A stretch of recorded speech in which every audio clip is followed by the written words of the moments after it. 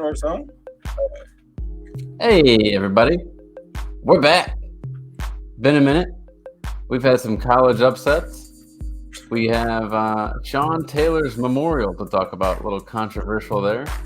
We have some Major League Soccer to talk about in Qatar. And then we're talking a little bit of fantasy football, which has Nate on the edge, of course.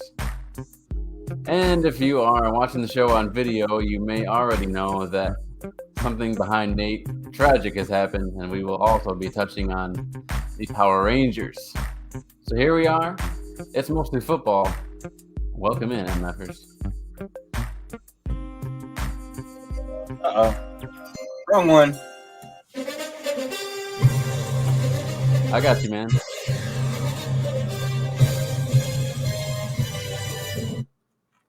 Hello, everyone. Welcome in episode 28.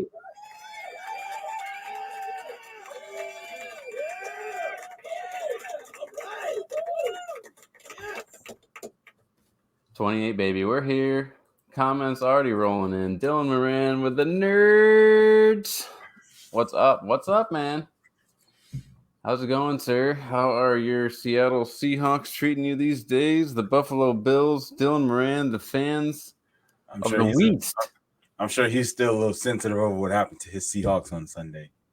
He may be. I saw a thing that apparently Geno Smith is getting more NFC Pro Bowl votes than Jalen Hurts. What? That doesn't make any sense. That's crap. If that's happening, that is trash. That is trash. That is MVP. Seahawks suck. Bills kind of suck, and life is okay. Life is okay. It was a nice Thanksgiving. We had Black Friday, Cyber Monday. Tell your Eagles fans to vote better. Oh my God. Yeah. This from the state responsible for not only John Fetterman, but also Joe Biden. I can't tell them to vote to do anything. I can't tell them to vote for anything. Welcome in, folks. Here we are, episode 28. We are double the average amount of episodes a podcast does these days at this point, and we're not looking back. This is the fastest growing sports podcast in the year 2022, I think. I haven't looked up the official stats, but I'm pretty sure that's correct. Nate, how's it going, man? Oh, man, it's going pretty good. Yeah? Had a pretty relaxed Thanksgiving. Nothing too crazy. Drove to my auntie house, spent some time with the family, and then had 5 days off. Well, I actually got the rest of it. I have actually been off since last Thursday. Yeah, I don't go back till Monday. Damn. Yeah. That's a long time. Well, that sucks clocking back in after that. It will. Ooh. It most definitely will. It's a walk of shame when as soon as you get out of your car and you're just looking at that building like, fuck. Like, damn it. I could just get back in my car right now and no one would know a thing. Only if. How many times you no call, no show? You ever do that? You always call before you? That's the only thing I don't do is no call, no show. Hell no. I gotta. If I'm not gonna show up, I'm gonna let you know I'm not gonna show up. Just tell it to you. I'm like, hey, look, I'm not coming to work today.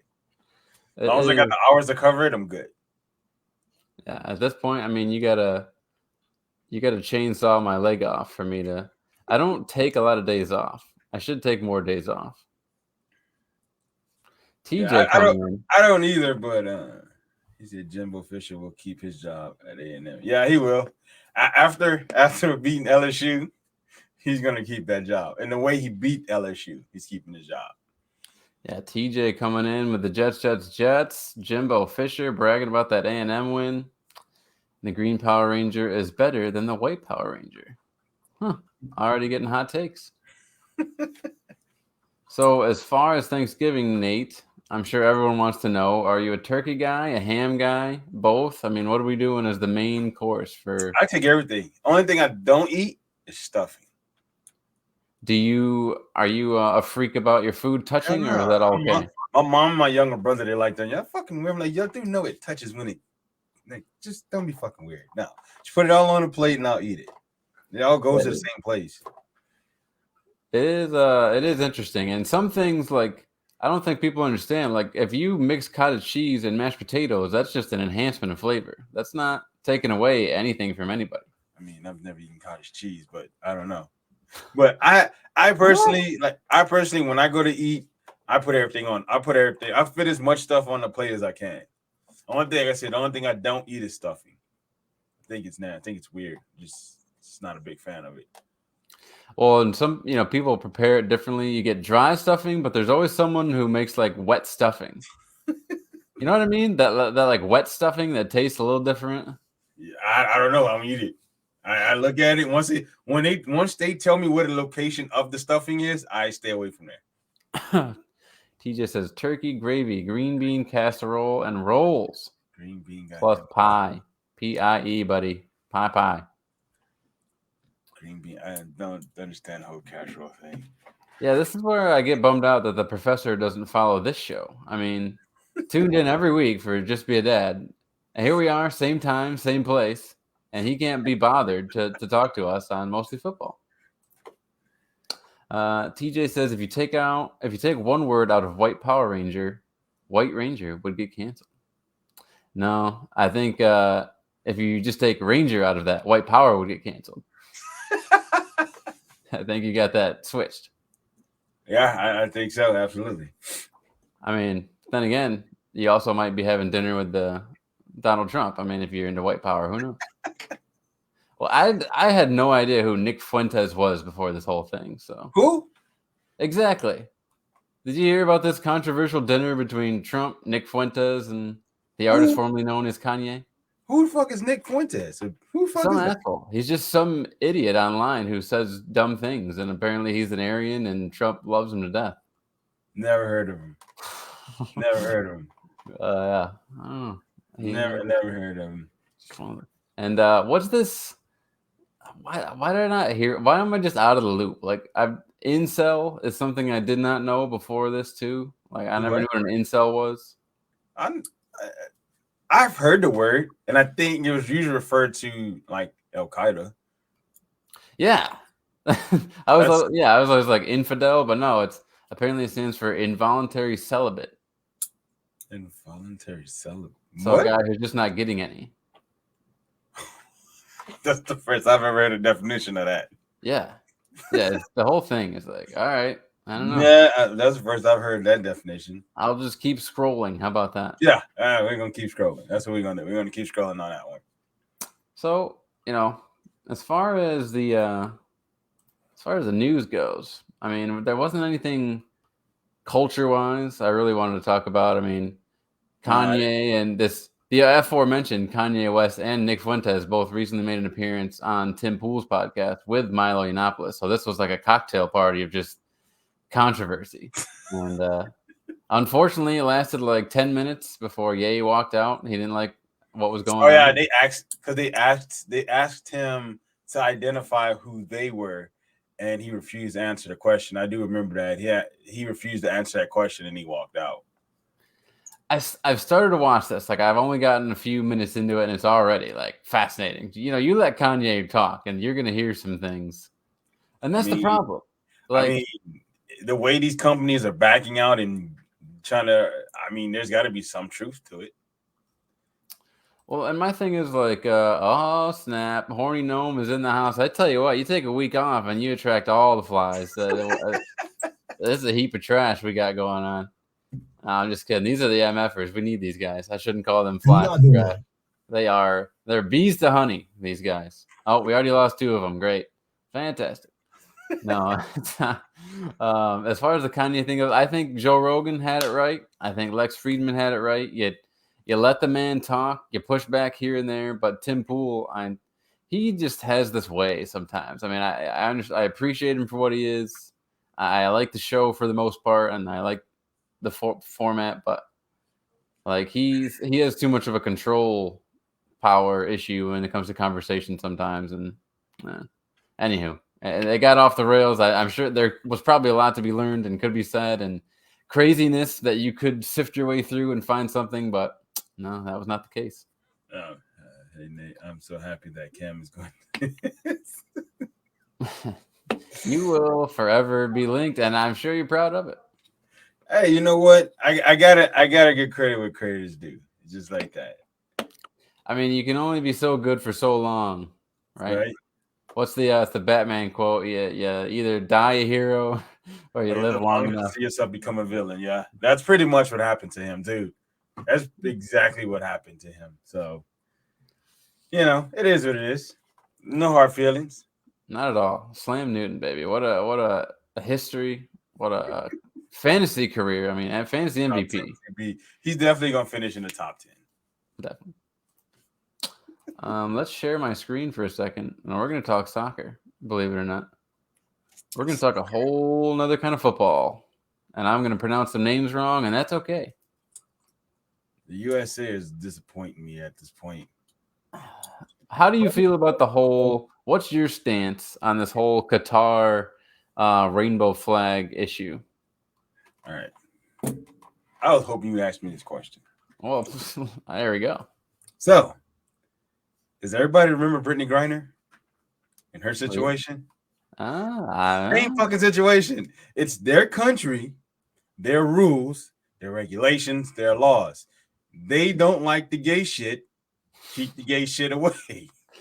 It's that simple. How did you not have your drop ready?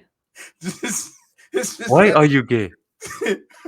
It's just that simple. They don't like the gay shit. Keep it away from them. Like they will kill you for that. Like I think being gay will get you 7 years in prison. Like, so that's my thing is my thing is this. You know this country, you know what this country stands for, you know how they are. Why the fuck would you go over there and antagonize them so they can fuck you up? This is that simple. Why that would be like me knowingly going into a historically racist town and not expecting somebody to fuck with me. That's stupid. You show up at fucking David Duke's place with a BLM shirt on. That's stupid. You know something's gonna happen to you. That is your fault. Don't be stupid. I don't know why we as Americans feel entitled to our whatever. Like, people don't like us. This is get this shit out of the way. People do not like Americans, period. So when you walk your dumb ass into a country and you try to force them to change how they feel about something, it's going to end bad for you. That's why Brittany Griner, simple ass, is somewhere in Russia somewhere. No one knows where she's at. That's why she's there. John Kirby wouldn't even confirm her health condition the other day. He's like, listen. Exactly. For the sake of privacy, I'm not going to go into what they probably don't know. They probably don't know. And that's the thing. You cannot go into another country and try to force them to believe in what you believe in, especially if it's known they don't fuck with that shit. Don't do it. Don't put yourself in that situation and then people get offended. Oh, you know that. You knew that going in. So I don't feel bad. Like there was the reporter that got kicked out and he decided to go to Twitter and put these people. No, why? Why would you do that? You making yourself look like an asshole at this point. Well, I know they don't like it, but no buts. They don't want the shit. They don't want them dumbass rainbow flags. Well, keep that shit to yourself. Here's my butt. Nobody wants to see my butt, but here's my butt. My butt is apparently there was an agreement when this whole thing went down. When I don't know about. I've heard whispers in the bushes about bribery. I definitely heard. Yeah, it was some corrupt shit going on. That's how. Who the fuck wants to be in Qatar anyway? Who knows what goes into getting a World Cup to happen in your country? But all I know is apparently, according to an article from the Daily Mail, that there was an agreement that it was going to be okay for rainbow flags to be flown at the event. So apparently there was an agreement with the leadership in Qatar that was going to be okay. The Daily Mail, the extremely left-leaning Daily Mail. No, don't do the whole source thing. This is a fact. This is a fact. This was agreed upon. Left-leaning people who promote bullshit. Don't do that. That would be that's like saying, "Well, I heard this from Fox." Don't do that. Don't do that. No, Qatar. There's no way in hell that somebody agreed in Qatar was like, "Oh yeah, y'all could bring the dumb shit over here." No, there's no way. I refuse to believe that happened. Okay, here's independent.co.uk. So is this a better source for you? God damn it. Let me pull this thing up. I'm going to an entirely different source here. So let's see if this makes you feel better. How do you, I'm pretty sure that this is controlled by someone independent. Come on, man. Come on, man. Say independent. Just because it says independent doesn't mean it's independent. All right. So according to independent.co.uk, FIFA says rainbow colors with the U. When do you know when to use the U? I don't know. I guess that's a weird thing. Like the way some of those people talk is weird. It is, and there's not a U in colors at all. Now allowed in Qatar after flags confiscated. I call bullshit. Let's get further into this. World Cup federations have been told by FIFA that the rainbow flag will not be prohibited at stadiums for the next round of games. This was from 5 days ago. And that Qatar have now given the governing body assurances on the issue after a series of incidents. Oh, no, I got to register to read more. Damn it. Yeah, see? Nah, I don't think it's true. I don't think Qatar is going to be like, oh, yeah, we okay. Nah. Okay, let's go through the search list here. We're not going to New York Times. Left-leaning. Oh, that doesn't say it's okay. AP, left-leaning. Listen, Wall Street Journal. Everything up there is from the left. From the AP. What do you need to see? Nothing. I wouldn't trust none of that shit. The only way I believe it, if a representative from Qatar got their asses up there on a fucking stage with a microphone and verbally said this shit, then I'd believe it. What that is that some asshole is gonna read this and believe that, and then walk into that stadium and get fucked up for it. That's what that's almost positive. Listen, I'm almost positive after seeing all those things. I refuse to believe it. Well, this is what's wrong with America today. We refuse to believe facts thrown in our face. I refuse to believe it. I refuse to fucking believe. I call bullshit. Well, how about this? Before I moved out of the news, I tried to move out of the news before I even mentioned the guy sitting right behind you. You know, the man who graced us with his presence as we were kids and is no longer with us. Nate, I think you know quite a bit more about it than I do.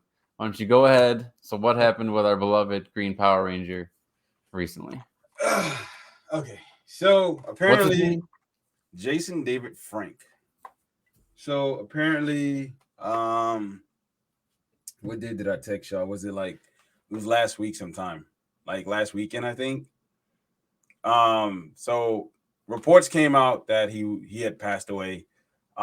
We didn't get the full story right away. I think it took maybe a couple hours or so that he and his estranged ex-wife were at a hotel together. They got into an argument. They separated, went to different rooms. He locked himself into a room. She freaked out. She was trying to get in contact with him. He wasn't responding. They were beating on the door. She called the police. Police showed up. They got permission to enter the room, and they found him hanging in his bathroom.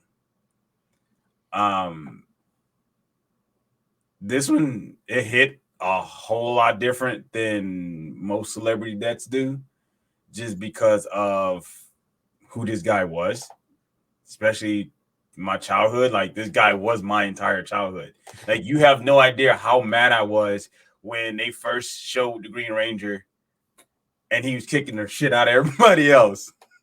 You have no idea how upset I was. But like, this guy was our childhood. Like, he was everybody wanted to be the Green Ranger. Everybody wanted to be the White Ranger. But this was one thing that I'm starting to realize is this is just me. Marriage it doesn't benefit the man, to be honest, especially if you don't find the right one. Let me correct that. If you don't find the right one, if you don't find the right person that you can spend the rest of your life with, marriage can be fucking torture. And the fact that she served him divorce papers at I think it was a Comic-Con he was doing like a meet and greet, and some asshole was standing in line and asked for his autograph and served him papers. And pretty much this individual who didn't help him for anything, she pretty much is entitled to half of his estate, half of everything that he's done. And I'm like, and you got to think about that shit takes a toll on a man, especially when there's kids involved. And you know, at some point, and I know it's from personal experience, like that amount of stress, the amount of anger, frustration, sadness, that shit can take a toll. And if you don't have the right support system, it'll eat you alive and potentially remove you from this place. And I think that I'm pretty sure that's what happened with him. Yeah, I think that's why, you know, it seemed to touch. I would say that's why it seemed to touch so many guys in particular on an extra level. You know, not only did we grow up watching this guy do his thing, I mean, Power Rangers were fucking awesome. Let's not take away from how cool that goddamn show was, but right. The extra layer of just not just being a man, but especially being a man at a time when, you know, relationships are, the dynamics of relationships have changed a lot when it comes to online dating. The dynamics of relationships have changed a lot when it comes to the amount of masculinity that's, you know, allowed or not allowed, or what's viewed as okay and not okay in society today, and divorce rates, and, you know, what you can be proud of today as a man. You know, less and less people own things and try to accomplish things, especially with the pandemic. I mean, it's driven a lot more people apart and relationships. So yeah, I definitely think just that's why it was a whole nother level to this, because you feel at time, you feel the effects of loneliness and toxic relationships. And if you don't think anyone loves you and there's no way out, and then you see the Green Ranger, like, oh damn, the Green Ranger felt that way. He feels the way I feel the way a lot of sometimes. And now, you know, is that really what I want to do though? Is that how I want it to end up? Like me just hanging in a bathroom? So yeah, and the craziest thing is, like, it wasn't just men. Like there was like scrolling through TikTok is how I found out. And like just scrolling through, like it took probably about an hour, 2 hours before it was just all over TikTok. And just seeing the amount of emotion from everyone, because like this guy was if you were born anywhere from late 80s to like the early 90s, this guy was your childhood. Like, period. Like, this guy was your childhood. Even till recently, like he was still doing appearances. And for, like I said, for this to happen, and it just this one hit the hardest. This one definitely hit the hardest. But this is, and because I brought this up to my family, and I was like, this is why you have to check on your friends and your family members. Yep. Even if you think they are good, even if you every time you see them, they're smiling and they're laughing and they're happy and they're this, check in on that person, because they are the ones who hide it the best.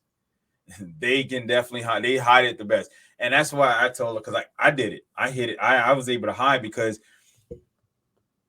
I could go home. I can go to work and nobody bothered me.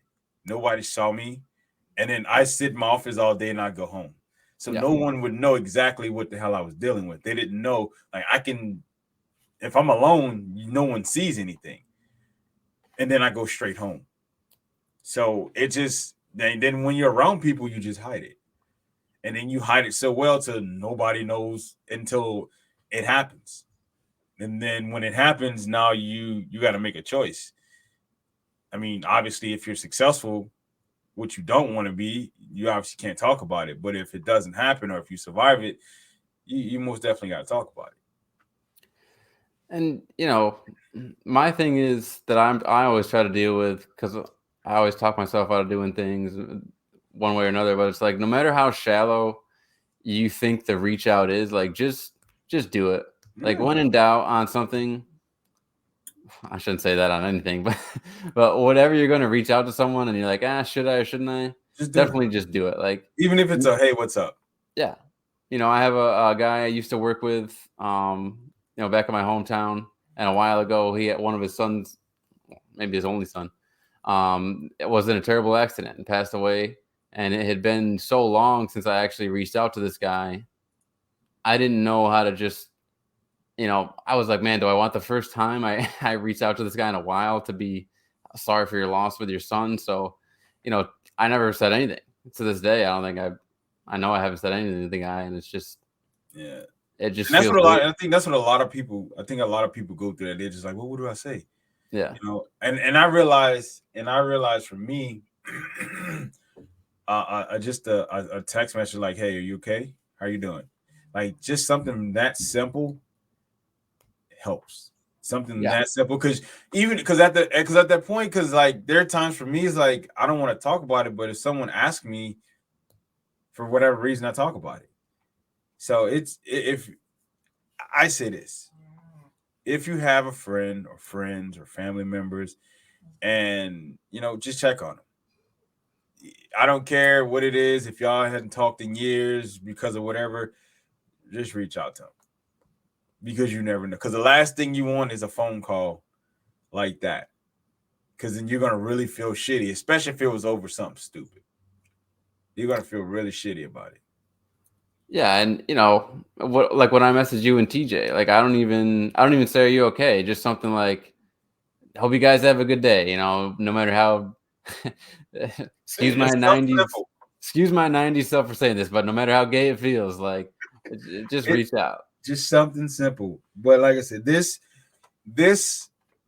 it goes. I mean, it goes down the line. You look at Robin Williams, Chester Bennington, Jason David Frank. Like, there's a long list of people who were happy. Like, they not were gonna lie, you lost me after the first one. You started with a big name and then you immediately lost me. I'm not gonna lie, but you don't know who Chester is?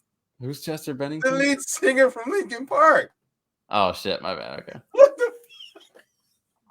Don't get it. See, now that'll get us canceled. That'll get us canceled. Dylan, that will get us canceled.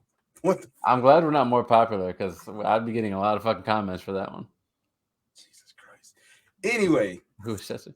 Well, dude, that sounds like Englishman from the fucking 1500s. Sir Chester Bennington reporting for duty. No, it's the lead singer of Linkin Park, dude. What the hell? How do you not know that? That's a good point. I like Linkin Park. My bad. Didn't ring a bell. God damn it. Been that long. Whatever happened to that guy? What? Just kidding. That part I am just kidding. You're gonna get us canceled. You're really gonna get us canceled. All right. So, but like I said, Adams, Crawling in My Skin, Green Power Ranger. Like I said, those are like, you look at those guys, and every time you saw them, they were happy. Like, you just never know what people are going through. Just reach out. Trust me, you'd be surprised what that, hey, how are you doing, changes everything. Yeah, because you can expand on that. I don't know if you like you and I, we have an interesting relationship because we didn't grow up together. But we also feel like we have a pretty strong bond, like just from podcasting and the things we've shared with each other through this experience. So, reaching out to you is like, I don't have a lot of the same things I can use when I reach out to like an old friend, like, oh, remember that time, or send you but now that we've established, okay, how you doing, this and that, like I know you don't care how much I ate at my sister's house, but I texted you how much I ate at my sister's house. Just see. It's a conversation. Just open up. I mean, like, maybe he's got a story. So I don't know. Just if it feels silly, again, just do it. Yeah, that's one thing I stress. Just do it. So let's bring back Christian Pulisic here. Who? Don't make me pronounce it again. Well, I probably did it wrong. Is that a soccer player? That's like yeah. It's like Karine Jean-Pierre. She did a gaggle today on Air Force One, and she kept talking about the Nobel Prize. Oh right, I remember. I kind of saw like a highlight of this. He took one to the Nats. No doubt. Okay. Oh yeah, he got. Oh, this is when they clash knees. That's right. Yeah, the pelvic So this from Yahoo Sports, story by Henry Bushnell. Christian Pulisic. God, I gotta be saying that wrong. How would you say that? I don't know. I feel like you say because those names usually have those sounds. So I think you might be spot on with that one. It's probably more diagnosed with pelvic contusion. Yikes. And listed day to day after violent collision, not just any collision, violent collision with USMNT is a Ninja Turtle win over Iran. Oh, that doesn't look good. Yeah, he got a score to the genitals. Boy, it looks like he got transition surgery. He's in a lot of pain right now. I'm just always with, I'm hot topics, babe. I'm current events. I know what's up. From Qatar, Christian has been diagnosed with pelvic contusion. I mean, you get the idea. He ran into someone. He's day to day. He should be back. Let's watch this video here. Hopefully, nothing bad happens as we watch this video from the way he laying on the ground. He's in pain. He looks like it was painful. From the U.S. men's national soccer team Twitter. Take it away. He's down. That shit sucks. Because there's nothing you can do about that. It's just like his leg just got caught up under him, and there's nothing you can do about it. Get behind this in the middle. Pull it. Yep. So he just falls right into his legs right there, and he goes straight up, and there's not a fucking thing you can do about it, but just take it. Scores! Might have paid the price. Now, did he stop his head? His head, damn it! So not only did he get that, and then he gets stepped. Oh my god! Might have paid the price. You step on my damn head. He's like, don't let them see me cry. Shit, might have paid the price. That was awful. That looked painful. That looked really extremely painful. Now, don't get me wrong. I mean, there have been some historic, fantastic, legendary sports commentators in American sports history, but something Soccer about has the best. Something about an accent. Soccer has the absolute best, especially when they're Spanish. Oh, that shit is the best. Like I don't understand shit they say, but when they score a goal, they go insane. Oh man, might have paid the price. I'm gonna say yeah. that. I can't. For the rest of the night. And tomorrow, I'm gonna say that. I can't do soccer. Soccer is just it's a lot of back and forth. It's like I can't do it. Like I can't do it. I hate it because it ends in ties. Like outside, I think the NFL in soccer is probably the only fucking thing that still ends in ties. I'm like, why? Like, get rid of it. Make them play till someone wins. What? UFC, you can have a draw. That's bullshit judging. That's what that is. Well, if you don't like soccer, can I interest you in some college football? Hugh Freeze asks Auburn fans for a chance to earn your trust, quote unquote. Look at that belly. You talk for you coach for Liberty. No, sir. Stay where you're at, sir. It's bad enough Matt Rule got a job at Nebraska. So this from Houston Chronicle and the writer of this, John Zanor. Hugh Freeze's checkered past in the Southeastern Conference means he'll have to win more than just games. He'll also have to win over Auburn fans. He's the coach. He's the coach in the SEC. Wasn't he Ole Miss? Maybe. I don't remember. Freeze's return to the league more than 5 years after his scandal-plagued exit was greeted by considerable backlash from social media from wary fans. The former Mississippi and Liberty coach had to talk about his past during Tuesday's introductory news conference as much as his belief. Oh, they already hired him? Quick turnaround. No, he's going to go. He got hired at Auburn. That's what I'm saying. Auburn hired him already? I think so. Oh my God. Oh my God. Urging fans to, quote, please give me a chance to earn your trust. Quote, Give me some time. Get to know us. Get to know our family. Get to know the truth of our story. You got kicked out of this conference for your scandals, you dick. We not gonna. Oh my God, he said, give me a chance to try. Okay, you got 1 year. Freeze resigned from Ole Miss in the summer of 2017. What a wild summer that was. After school officials uncovered a, quote, pattern of personal misconduct, starting with a call to a number used by an escort service from a university-issued cell phone. Yeah, so this man's getting hookers with a 21 cell phone on the school's dime. Violations of academic. Oh my God. The program ultimately landed on NCAA probation for 21 violations of academic booster and recruiting misconduct under Freeze's watch. Jesus. Still, Cohen, who was at Mississippi State at the time, said Freeze was his top choice from the outset. You're an idiot. You're an idiot. You can get away with a lot in the world of college football if you win games, I tell you. You're a fucking moron. Look at Urban Meyer. Yeah, because he does what, college game day? Yeah, he sits right on the panel right after he had a lady sit on his lap. Jesus, this shit is ridiculous. A lady. Shit, shout out Bill Bear.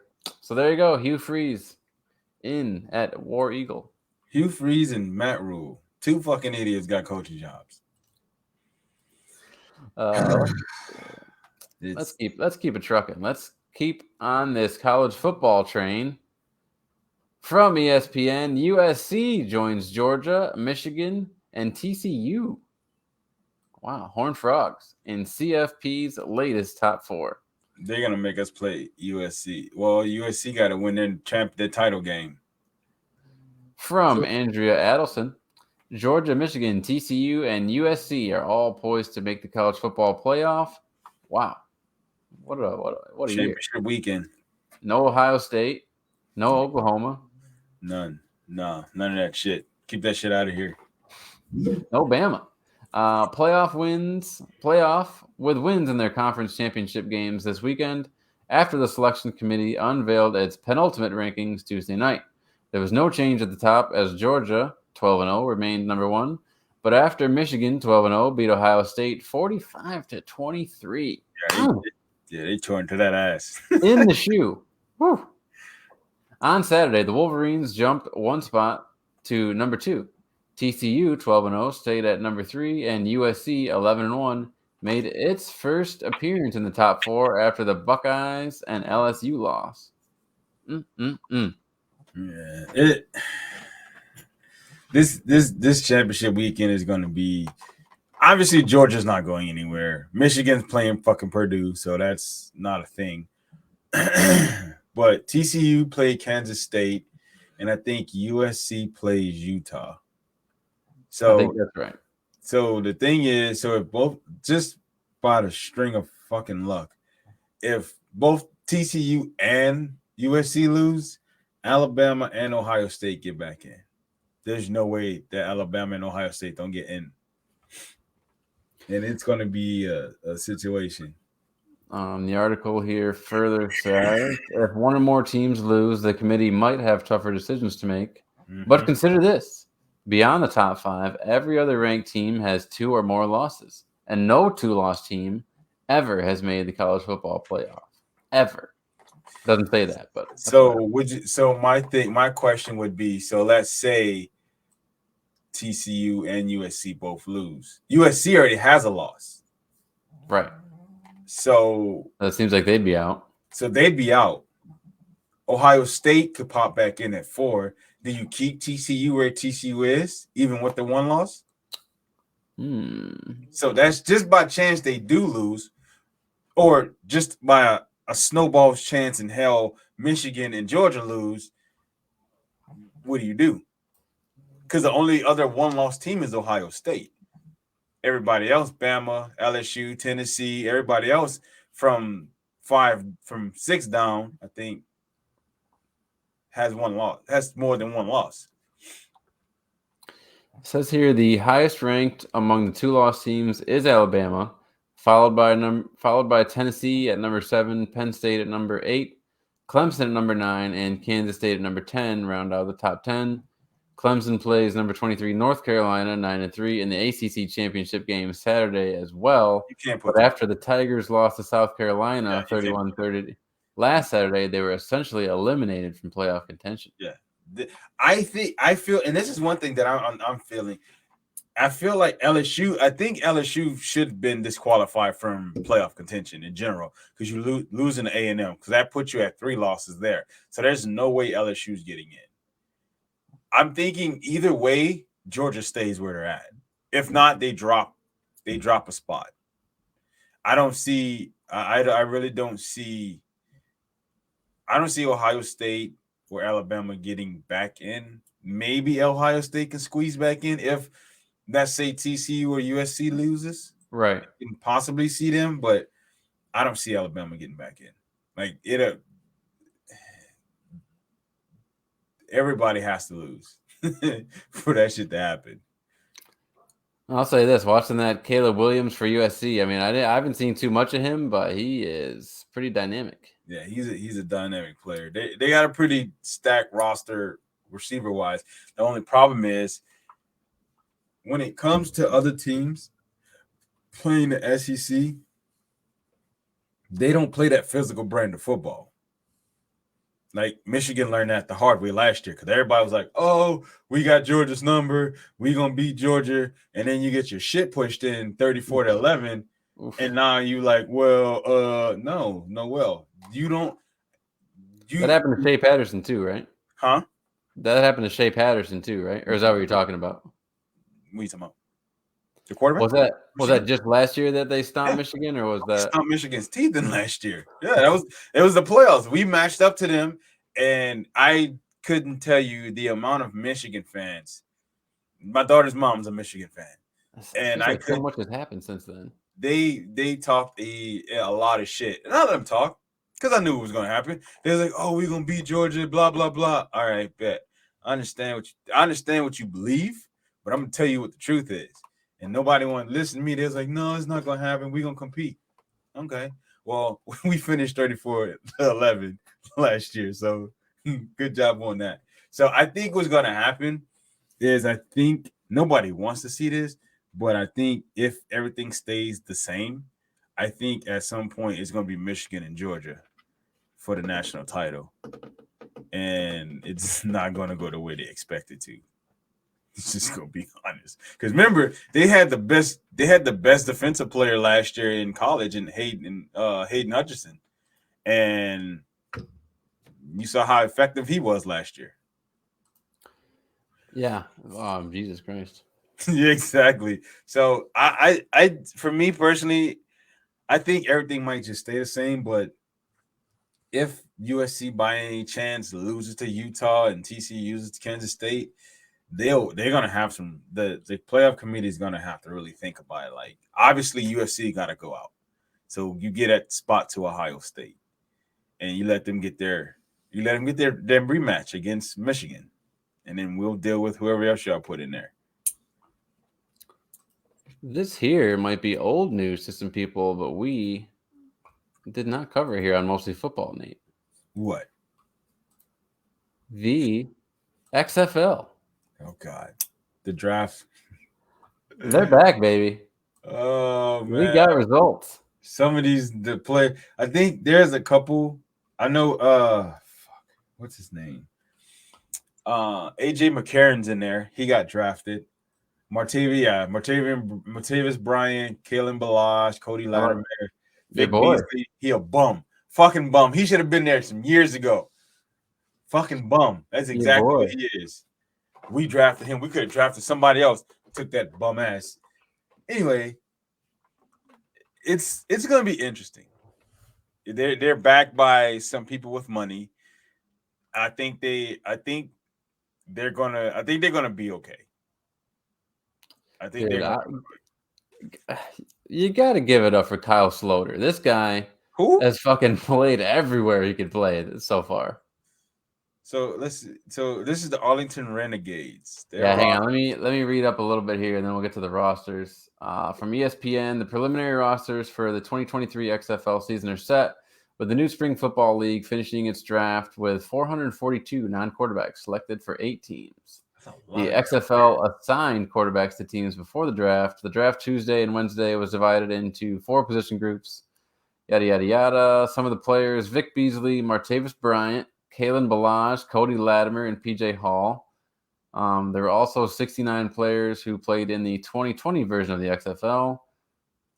League will have a supplemental draft in January.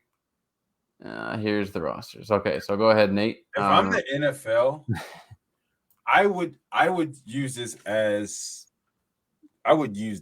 like I would partner with the USFL and the XFL just to see and take players from them, like players that don't make it, because you can use it like the G League. Well, I think that's what like the diehard fans of these leagues don't want. I think they should. I think they should do it. And I think they should, because I think what it'll do, it'll cycle players. It'll keep it if you don't make it here, we can throw you over here and let you play here until you get better, and then you can bring your ass over here. Because there's always there's a fuck ton of players that never make it each year, whether it be veterans or rookies who go undrafted, people who get cut in the off season or preseason. Like I feel like there's a lot of money that could be made here, and also it can help develop your talent. And I think me personally, that's how I would do it. But hey, who am I? There was a Panthers safety, I believe, either last season or 2 seasons ago, who was a prominent. There's a couple players that are in the league right now that were like, what's his name? He plays for the Cowboys right now. Yeah. They have Devontae Turpin. Yep. He was a dynamic return man. And that's what I'm saying. Like you get that opportunity, because there's a lot of times when you get on a team, you don't get that opportunity to display your talent, because there's already somebody ahead of you. There's like multiple people ahead of you. Unless you're like a first or second round draft pick, or you're a late round and you get lucky like Richard Sherman, and you got a smidge of talent, it's really difficult to showcase your talent. So from the Arlington Renegades, I recognize Sloter as the quarterback. I recognize the name. Oh, Jordan Smallwood. Dexter Williams, the Notre Dame running back. You recognize Smallwood. Yeah, because he played for the Eagles, didn't he? Yeah, I think he played for the Eagles. I know there was a Smallwood that played for the Eagles. Oh, that's Wendell. Yeah. Oh, Wendell. Okay. Yeah. I recognize Devontae Bosby because that's very close to my name, and he was an Eagle. He was like the best before we had Slay and Bradbury. When we were going through the hard times, he was our best DB. Raheem Moore, I know that name. Raheem Moore, yep. Is that the same Raheem Moore? I want to say it is, but it's probably not. But I don't know anybody on this. I think that's E. Why does Will Hill sound familiar? Will Hill does sound familiar. Defensive front 7. Will Clark, I do recognize that name from West Virginia. Nick Temple, Josh. Well, I do not know anybody from this list. This list is, I don't know offensive linemen. I couldn't lie to you. There's probably a handful of linemen I can name right now from the league. Mr. Marquette King. They have Marquette King. How about that? Punter. I'm trying to figure out why he out the league as good of a punter as he was. Renegades. All right. DC Defenders. They have Hughes. I recognize that name. Eric Dungy slinging the rock for the Defenders. Let's see. No, Josh Hammond. Don't know any of these names. Lucky Puka Jackson. Williams. That's Kansas. I remember him. No. Nobody from the skills position. I think Abram Smith went to Minnesota. Could be wrong there. Trevon Fuller, Josh Allen. Nope. More Josh Allens than you could shake. No, they got them Josh Allen. Defense line, linebackers. No. Sorry, defenders don't recognize too many. Offensive linemen, you already know that. No, nobody from that team. The Houston Roughnecks. Cole McDonald, actually, I do recognize that name. He's from Hawaii. He's like the very light-skinned with dreads. Let's see. Skills positions. Yeah. I do. He's from Appalachian State, I think. Tight end Garrett Owens, Cedric. Deontay Burnett, former Eagle, former USC. Max Borgi, BYU. Okay, now we're getting somewhere. Somewhere. I don't know. Defensive backs. Don't recognize the DBs. Linebackers? No. Elijah Qualls, I do remember from Washington. Huge man. Okay, glad he's still around. Diego Fagot. Okay. I definitely wouldn't. That was not the pronunciation I'd have for that one, but Come on, you don't recognize Diego Fagot? that I wouldn't have pronounced that way. So thankfully you did it. Famous. Yeah, man. Navy linebacker. I do recognize Ellis Brooks from Penn State, so that's pretty cool. All right, Houston Roughnecks. They got some talent. At least these guys are getting a chance. Like the Orlando Guardians. The name Guardians is making its way back into the shit name. Oh, DeAndre Francois. You remember him? Florida State. Oh, that's why I was like, his name sounds familiar. Yeah. Charleston Rambo from Miami. Okay. Guidry, I slightly remember from Baylor, I believe. Cody Latimer. Okay. Former Indiana All-Star. Went to the Giants and did nothing. Sorry, Cody. Maybe you'll do something for the Orlando Guardians. Hopefully. No, Antoine, Marcus. Matt Elam. Okay. Oh, yeah. Safety from Florida. Yeah. I want to say. Yep. Front seven. Terrence Smith. No. Front seven. Offensive lineman, as usual. Yeah, normally if you're a good offensive lineman, you're going to say, how about this? San Antonio Brahmas. That's, wow.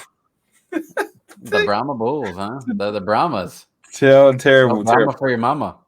Terrible name. I definitely recognize these two names. Jack Cohn from Notre Dame and Reed Sinnett was with the Philadelphia Eagles this preseason. Slinging it. All right. The Brahmas might be my team. So they got Kellen Balaj. Jacques Patrick. Oh, they got Balaj. Okay. Dylan Parham. The other Dylan Parham. Other than Kellen Balaj, I do not see any recognizable names. Kerry Vincent Jr. from LSU. Wow, how about these names? Why don't you give this one a try, Nate? No, I'm okay. I'm sure he's African, but I'm okay. I want to know who teaches these announcers to pronounce these names, because some of these names, especially when you call them like a Hawaii or a Utah game, fuck that. Especially when it's Troy Aikman. Someone told him how to say the name. Because he says every name perfectly, so someone told him how to say the names. I think they get the roster like a week in advance, and they got like practices in the hotel before the game. He's in the mirror like Obafanwu. I think they are. They have no choice, because I'm sorry, there's some of these names like Emmanuel Agba. There's no fucking way I'd have been able to pronounce that the first time right. Who's the other one there? Albert O from Denver. No one knows. Yeah, that's what we better off just calling him. Luke Driga, I do remember that. Brad Wing. No. Seattle Sea Dragons. Wow. Change it. Just change it. I don't care what it needs to be. Change it. Dragons. The Seattle Sea Dragons. Are we going with that? We're really going with that? It's already. I'd rather be the Seattle football team. Ben DiNucci, famous cowboy. He looks like he's gonna be the starter. Steven Montez, I believe he's the one from Colorado, and Ben Lewerke, that is also familiar, or Brian Lewerke. Oh, wow, yeah, Ben DiNucci seems like that's crazy. Skill positions, nah, don't know. None that just sticks out. No. X Reggie Robinson, I think I remember, former Cowboy. Another Michael Wright. Who knew that? Defensive front seven. Well, this is a good radio here. Huh? So this is good radio. PJ Hall is on this team. Okay. I think Curtis Weaver is from Boise State. He had a lot of sacks. I'm pretty sure. I remember him. St. Louis Battlehawks. The St. Louis Battlehawks. AJ McCarron, no way. Yeah, AJ McCarron's there. That's All right. So Marcel Aitman. They might be able to use him. Brian Hill. That name sounds familiar. Alabama. Brian Hill. I want to say yes, but I feel like he was in the league. Austin Prohl. I think that's Ricky's son from North Carolina. He's been in a few different leagues. Yeah, I'm pretty definitely. I know that name. Let's see. No, as far as DBs, I think Quentin Meeks. I remember. Yes, Quentin Meeks. Let's see, defensive lineman. Yeah. At this point, it's starting to get it's touch and go here. Well, I mean, we got a few more teams. Vegas Vipers. That's. If people don't like this, this is where Martavis is. Yeah. Vegas. Of course, he's in Vegas. Wrong place to be. This is not going to last long. No doubt people already made this joke. Interesting. No. Say blackmail. That's a familiar. Marquise Smith. They got Beasley too. Wow. Okay, Vegas might be the team. That bum ass piece of shit. Vegas. He had one good year and then fell off and disappeared. All right. Heineke was XFL. I didn't know that. It's gonna be fun though. It's gonna be fun because football season technically doesn't end because when the NFL is over, then this shit starts. Yeah, exactly. There's gonna be football, and then the USFL is gonna follow, and then we'll be right back in the fucking preseason again. Here's something that happened. The Washington Commanders dedicated a memorial to Sean Taylor. And there were mixed reviews, you could say. Dan Snyder is the most disrespectful piece of shit. Okay? He's extremely disrespectful. Up, man? Why in the fuck would you give him a mannequin? A fucking mannequin. A mannequin. You give him a mannequin. Not a bust. A bust would have been fine. But a mannequin. A fucking mannequin? With a jersey he never wore. With soccer cleats. And the Redskins helmet. Dan Snyder needs to sell this fucking team. He's when I saw this, I was really irritated. Because they revealed this shit during the Falcons game. And Sean Taylor was one of my favorite players. And for you to disrespect him that way, he's a sorry piece of shit. So this article is from MSN. The Washington ran Paulina Dadaj. I'm on a roll tonight. The Washington Commanders were under fire again over the weekend after receiving harsh backlash over the team's unveiling of a memorial dedicated to safety Sean Taylor on the 15th anniversary of his tragic death. But at least one family member... What's up? Look at it. Look at the picture. There's nothing there. It's just a fucking... Like, there's not like I don't see that like a placard or something. Something. A hologram would have been... You could have did something better than that. You was just like, you were lazy and was like, let's get a Sean Taylor jersey, let's get a Redskins helmet, some bullshit pants and some soccer cleats and put it on a fucking mannequin. And that's not even a mannequin because there's no face. It's just wires. But at least one family member had a different reaction. The two-time Pro Bowler's half-brother Jamal Johnson told TMZ Sports Monday he was honored by the Commanders' gesture which featured Taylor's number 21 jersey and a helmet on a mannequin in a glass enclosure on the concourse of FedEx Field. I should smack the taste out of your mouth. Shut the fuck up. That's disrespectful. Look at this shit. Look at this lazy shit. It was greatly appreciated and an honor that his legacy lives on in D.C. It's really an honor, Johnson told the outlet before adding, I was at a loss for words. You shut up. Somebody should pull your teeth out one by one. Social media erupted after the unveiling Sunday, with many arguing that Taylor deserved a statue. Yeah. Johnson said, everybody's entitled to an opinion. No, a statue would have been nice.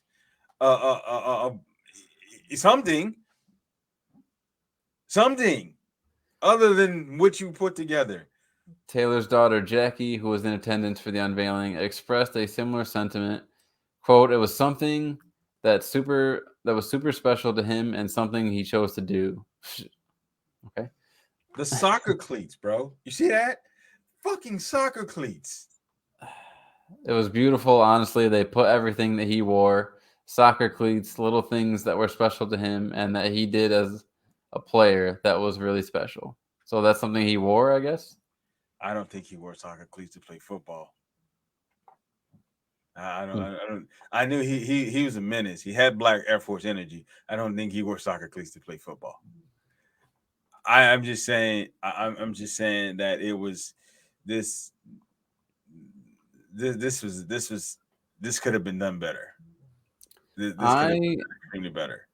Completely forgot he was only 24, dude. Yeah, he had just gotten into the league. He was only in the league a couple years, and look at his stats.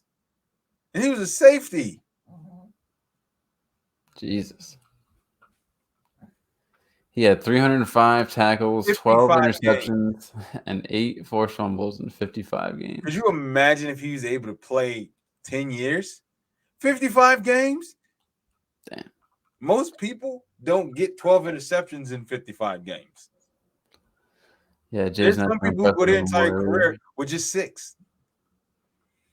Nah, I honestly, dude, like I was like, that shit's like you could have done better. You could have done better. Yeah, pretty embarrassing. I love Sean Taylor. I mean, though so many plays, but the one play I'll never ever forget, Pro Bowl. Yeah, that's Brian Moorman thinks he's gonna be smart and do a little punter sneak, and Sean Taylor wasn't having it. For those of you who don't know what I'm talking about, please just YouTube it. Please do not go to sleep before you look up highlight of Sean Taylor, Brian Moorman. That's all you need to put in. That's it. And you're gonna see why punters don't run the ball. That changes the dynamic of every punter's fake punts. So I've got a nice fun little article here that I brought up from NFL.com and Jeffrey Chadla. The first read, Week 13, players who could be stretch run heroes. Chargers staying power. No, the Chargers are not. If you any player on a Charger outside of Austin Eckler, get rid of him. Just get rid of him. I've had Mike Williams all year. He's had one fucking good game. Keenan Allen, if you have Keenan Allen, I feel bad for you. Because he's been, most of the year with the hamstring injury, and he had his first good game Sunday. If you got anybody outside of Austin Eckler, I can't get rid of Justin Herbert because I'm stuck with him because in my league there's no more good quarterbacks. Well, this article here I think is actually focused on football, and not fantasy football quite yet. This says 6 unlikely heroes who could shape the playoff race. Why do you got Antonio Brown name up? Nobody in their right fucking mind is signing Antonio Brown. Nobody. The Dallas Cowboys wouldn't sign Antonio Brown, and they like troubled players. He's talking about players in the past who were signed that helped a championship run. So he's not talking about currently. Right, yeah. So it says here, the Kansas City Chiefs had a running back named Damian Williams emerge during their Super Bowl run in 2019. In season acquisitions of notable wide receivers Antonio Brown in Tampa Bay and Odell Beckham Jr. with the LA Rams. Oh, I didn't bring up his story. Should have brought up that. Did you hear about that? What? BJ was passing in and out of consciousness on a plane. I think I think it was this. He fell asleep, and he fell into a deep fucking sleep, and then they tried to wake him up. You know how it is when motherfuckers try to wake you up out of a good sleep. Like you're in and out of consciousness. Like you're not really waking up. And I think that's what happened because like there's a video of him walking off the plane in good shape, carrying his own goddamn luggage. So I think someone overreacted a little bit to that situation. Help determine champions in the next 2 years. In the next 2 years after. This all comes back to something late Raiders owner said about building a contender. You really don't know what kind of team you have until you get into November, December. Raiders definitely know what they have now. This season's no different. Here's a number of players. Here are a number of players who might become unexpected heroes down the stretch run of this year. Number 1, Mike White. Yep, Mike White's way better than Zach Wilson. Mike White showed his ass on Sunday, okay? You got to stick with Mike White. I thought they would go back to Joe Flacco, but I guess they was like, nah, Mike White's better, so let's go with him. Zach Wilson is done in New York. You're not starting unless Mike White decides to have a fucking brain aneurysm and he forgets how to fucking play football. There's no way Zach Wilson sees the field the rest of the season or going into the future. There's just no way. Not after that 3-touchdown performance. Right. And I guess it was against Chicago, but Zach Wilson had some easy games and he played piss poor. So I love this. You gotta slip a come on, bro, in any article anytime you can. Zach Wilson is done in New York. Recent events couldn't have gone any worse for Zach Wilson. First, he was benched last week. Then he had to watch his backup quarterback light up the Chicago Bears in a 31-10 win, a victory that made it clear that Wilson might have to sit for the remainder of this season. No, there's no way Robert Saleh says, okay, you're sticking with Mike White. You're in playoff contention. You sticking with Mike White. There's just no way. White, selected in the 5th round in 2018, was basically everything the Jets have been hoping Wilson, the 2nd overall pick in 2021, would become. Mm-hmm. Yeah, completing 78.6% of his passes for 315 yards and 3 touchdowns. Come on, bro. There's no way the Jets can go back to Wilson after that, even if White isn't as spectacular in his next outing. No. Because remember, he beat the Bengals last year. That's right. The Jets have a ferocious defense and an inside track at a wild card playoff spot. They can't risk success to see if Wilson can grow up in a hurry. They needed a leader under center. Looks like they just found one. Yep, and the whole team loves Mike White. So I don't like this one.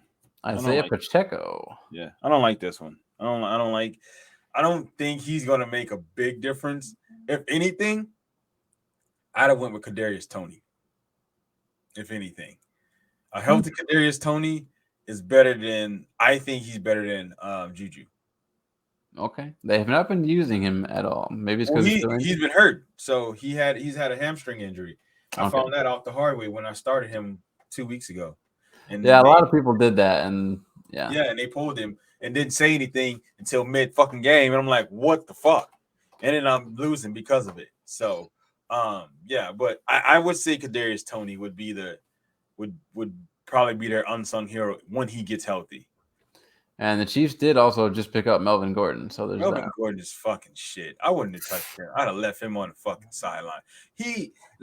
Melvin Gordon, there's a reason why he's been from team to team to team. He has problems fumbling the fucking football. He's not as explosive. And I honestly, when he was with the Chargers, I really didn't see what was so special about him. And that's just me being honest. He never, like, when he's running, you're not like, wow. I mean, look at that blazing speed, or the way, like Chris Johnson, the way he could move laterally. He's just a hammer. He just runs forward and hits people hard. Yeah, and then you hit him in the right spot and the fucking ball comes out. No, I'm not trying to hear that shit.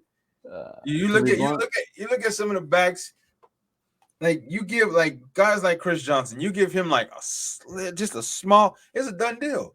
He needs a fucking wide ass hole with someone directing him on where to run to. No, he's fucking trash. There's a reason the Broncos cut him. The signings of Ndamukong Suh and Linval Joseph comes It in. won't mean nothing 3. until Jordan Davis comes back.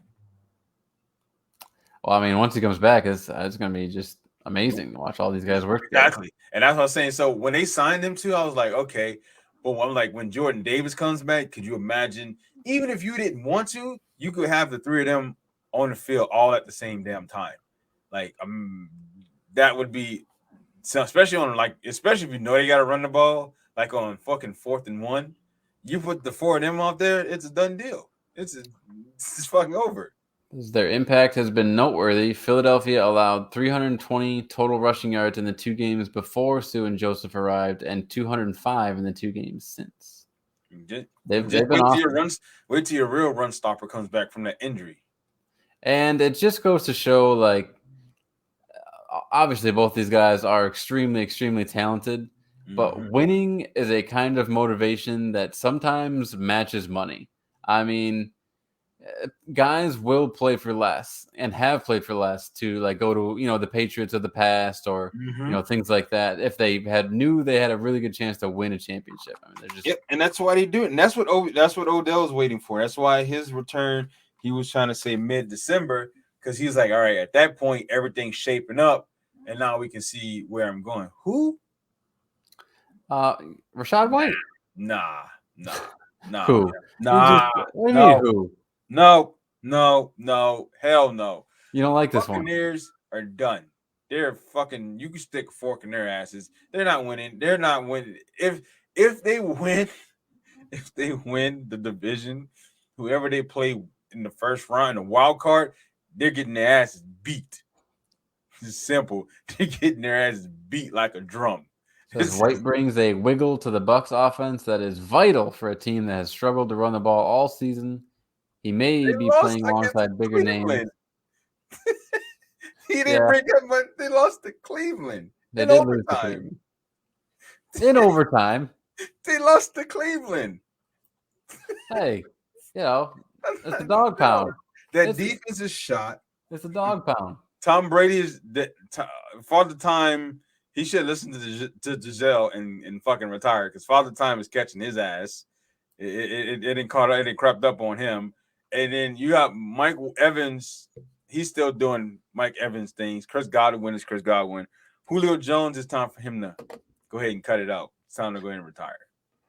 Tom Brady and Giselle, they gotta figure out who's gonna give all the money back for fucking FTX or whatever the hell happened there. All right, yeah, I heard they're getting sued for that. Next on the list, Josh Palmer. What do you think of that one? No, I don't agree with this.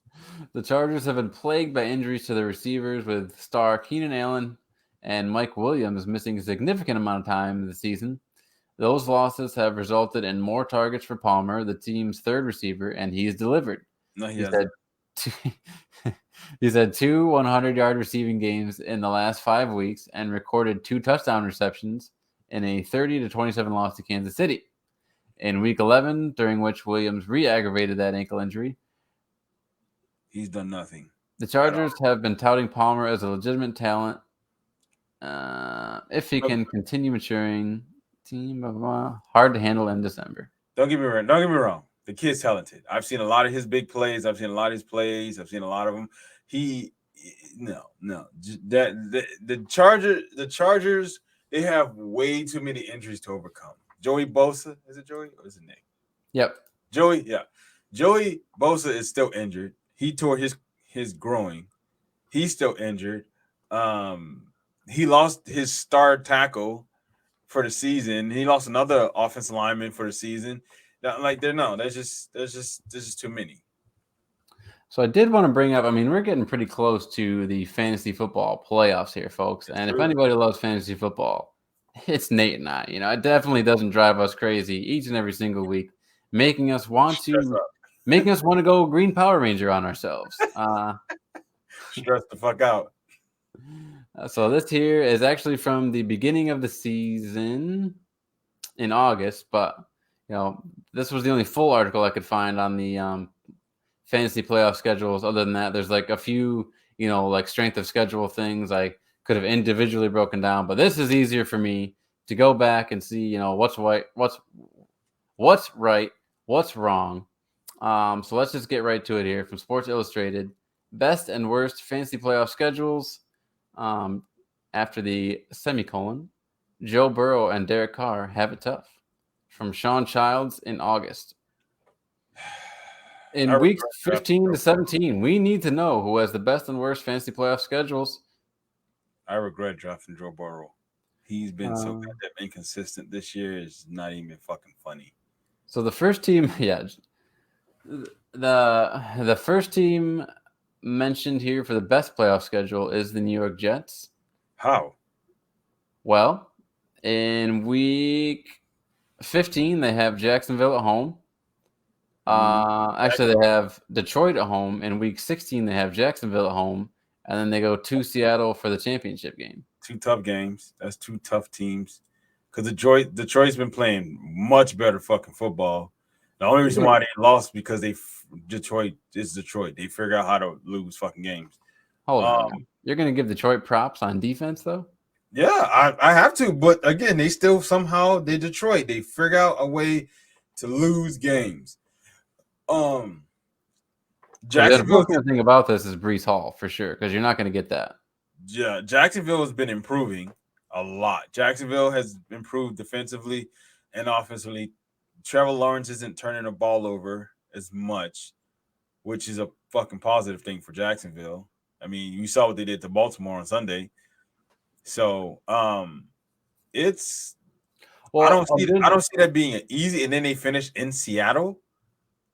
A good thing that's brought up here too is at least it's going to be high scoring games. So it's not like a New England, fucking Atlanta, like grind it out, run the ball, not score any points type of game. Let's hope so for him.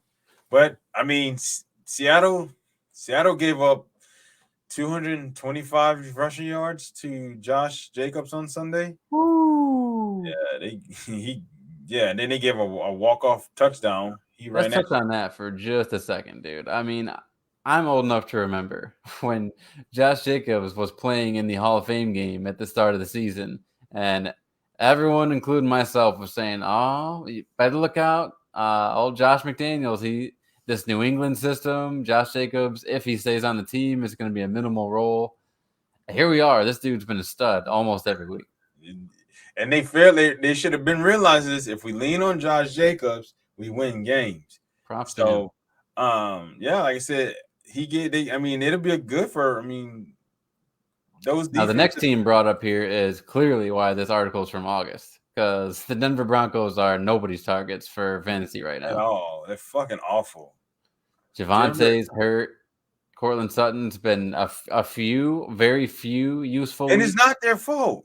It's not their fault. It's this guy's fault. That man's fault. And it's Nathaniel Hackett's fault. Nathaniel Hackett is by far the worst fucking head coach in history. Second only to Adam Gase. I would pick Adam Gase over this man. Nathaniel Hackett had to hire someone to help him with time management. Then he gave up play calling. Then he gave up anything to do with the defense. So what exactly do you do as a head coach, Mr. Hackett? What the fuck do you do? And not only did that happen, one of your defensive players walked off the field and chewed your fucking quarterback's ass off. And you said nothing. It happened directly behind you. You stood on camera with the stupid fucking look on your face and said, Nathan. He didn't flinch. He didn't make a move. He didn't say, hey, nothing. He just stood there with the stupid look in his face and pretended like he was calling the game. Oh, man. Nathaniel Hackett is getting fired. There's no fucking way that Nathaniel Hackett makes it to next season. If he does, burn the entire fucking organization to the ground. Burn that fucking Mile High Stadium. Burn all those fucking jerseys. If you bring back Nathaniel Hackett, it's all going to be the same outcome. Russell says here, Russell Wilson is a win for the passing game. He typed in August. Arizona could still be a high scoring game, I guess, in week 15. No, not for them. At high score for KC. Arizona.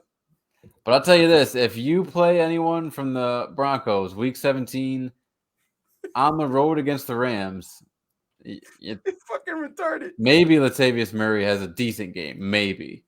You're fucking retarded. No. You won't get much more than 10 points. Well, if he falls into the end zone once. Hold on. You gotta think about it. I mean, the Rams defense ain't. I think they're damn near dead last in the league for shit. They're giving up a lot of points. I don't think they're a very good rushing defense. They're I think not. you can run on them. You can definitely run the ball. Most definitely can do that.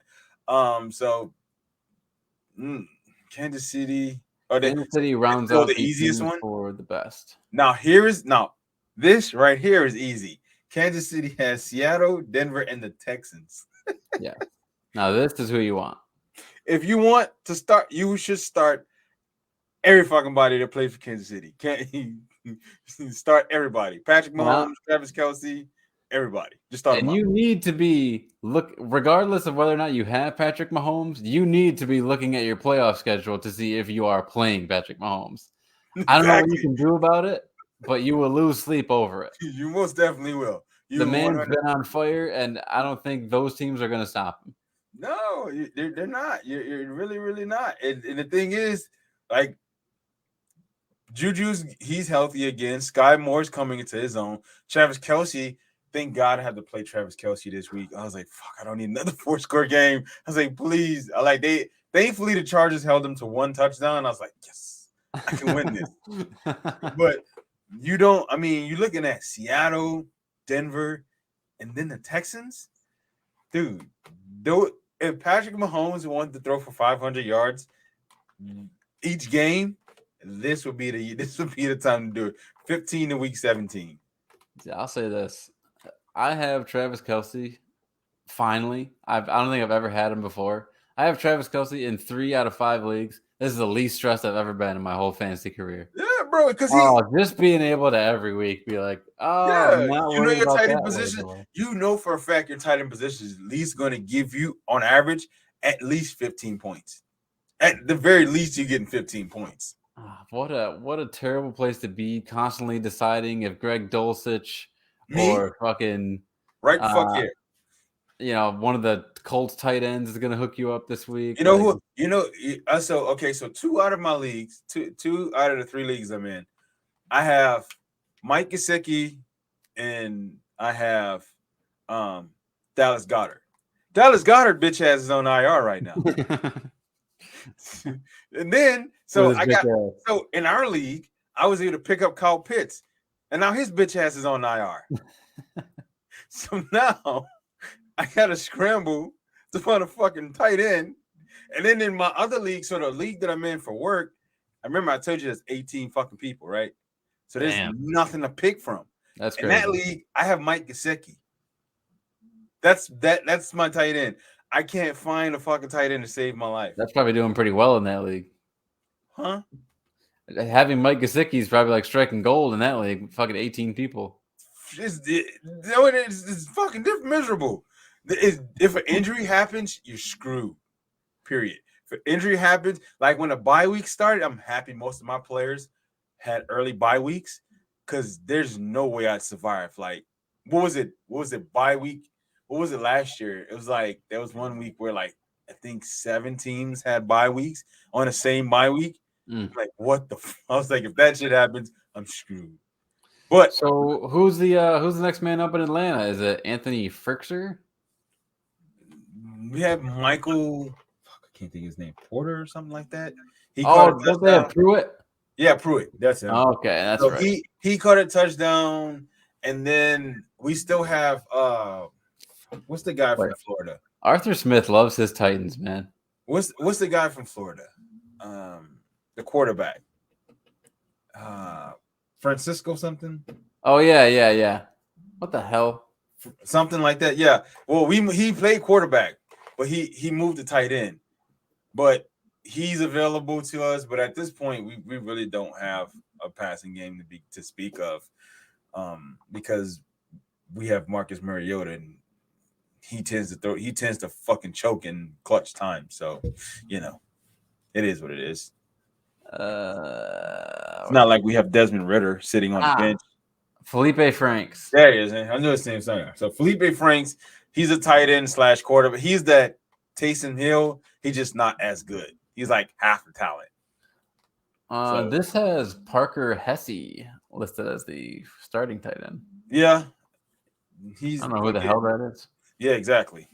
So we're kind of struggling right now without Kyle Pitts. So I'm really hoping next year we draft a receiver. Like, we need, if Marvin Harris Jr. is available, I don't give a fuck where he's at. We need to do a Julio trade and trade fucking future away to get him, so we can pair him with Drake London. Looking at the Falcons' overall depth chart, it's pretty interesting where they decide to have depth and not have depth. Like, on offensive line, it seems like if one guy goes down, they're fucked. Yeah, we're pretty much fucked. But you have 4 deep at tight end, which doesn't make any fucking sense to me because none of them can catch. They're not impact players. And like Avery Williams stays on the roster for some reason. But that's the thing with Arthur Smith. Arthur Smith loves to run the ball. He loves that physical brand of football. That's why Tannehill became so fucking good, is because you run the ball so fucking much, it opens up the passing game. But the problem is we don't have Derrick Henry, and we don't have AJ Brown, and who was the other guy that he plays for the Jets now? Fuck was his name? Corey something. I can't think his goddamn name. But what was that again? For the Titans, he had AJ Brown and the Corey guy. I can't think. Corey Davis. Yes. So you had 2 good receivers at the time, plus you had some decent tight ends. Yeah. We don't have that. We have Drake London, who has been he's nothing to talk about all year. Kyle Pitts has been shit all year. The best thing about our team is their fucking run game. And we decide, we're inside the fucking 10. Hey, guess what? Let's throw the ball instead of running it, even though we've been doing great. But hey, I'm not the head coach, So, man, if you have any Bengals if you've been relying on Bengals for your fantasy team, it does look pretty rough. Tampa Bay and New England, weeks 15 and 16. Yeah, that's it. Tampa Bay and New England. If Jamar Chase comes back, and I think he's supposed to come back this week, I think they'll be fine. I think Joe Burrow and Jamar Chase will be fine against Tampa. Buffalo's going to give them a problem. Yeah. Who was their last game? It's Tampa, New England, and then Buffalo. They'll be all right against Tampa and New England, but Buffalo might give them a run. So we'll see about that. The Las Vegas Raiders, the next team that's being poo-pooed upon as far as playoff schedule. They've been shit. They're shit. They're terrible. Oh, no. The actual team is shit. Josh Jacobs and Devontae Adams, I mean, you've been crushing it in fantasy. So I keep forgetting that this was written back in August. So that too. That's why. So Pittsburgh is gonna be Pittsburgh. They should do fine.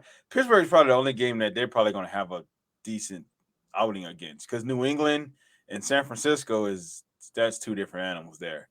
San Francisco been playing great. By then, I mean, TJ Watt, he's back in the mix. Mika Fitzpatrick's making his way back to the field.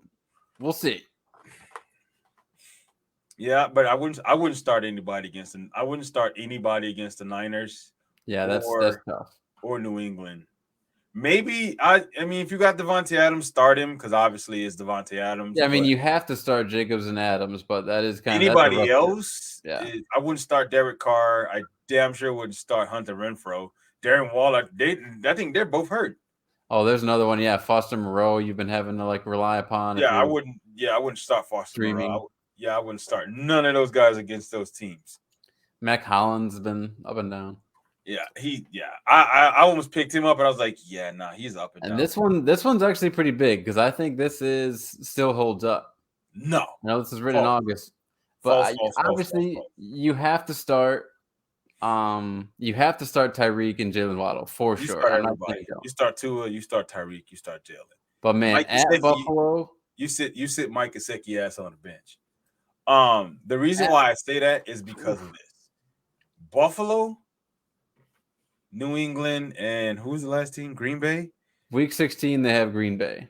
Neither one of those teams have guys that can run with Tyreek or Jalen Waddle. And then what's this other guy who's Schofield? He's been showing up these last couple weeks as well. So they're adding to it. I start right everybody. Huh? That is a tough matchup. I mean, Jair, he can't cover the whole fucking field. I get that. But But even then, when he played Buffalo, he was getting his ass torched. He was burnt toast by the time that game was over. And Stephon Diggs is not even close to the speed of Tyreek Hill. Right, but Tua is also not close to the talent of Josh Allen. True. That's very true. That might offset. The arm strength may offset it. And that's why I always say that's the biggest knock on Tua is the fact that deep ball it's going to get him in trouble. Late in the season is going to get him. Like, if you can't lead Tyreek, it's a done deal. Like, there are going to be a lot of defenses that's going to be waiting for that short pass. Well, and the thing that really, really sucks is 2 of these are road games in cold, cold weather. You got Miami players going to Buffalo and to New England, 15 and 17. And that sucks. Yeah, that's gonna put that, and that's gonna play like the wind, the conditions is gonna play like how do we play this game?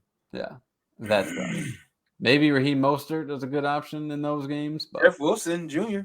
He's been Jeff Wilson. He's come through for me in a couple games. So, who would you say has been your fantasy MVP thus far? My fantasy MVP, that's not even a fucking question. Jalen fucking Hurts. Jalen Hurts, baby. I hate you. Yes, it's so true.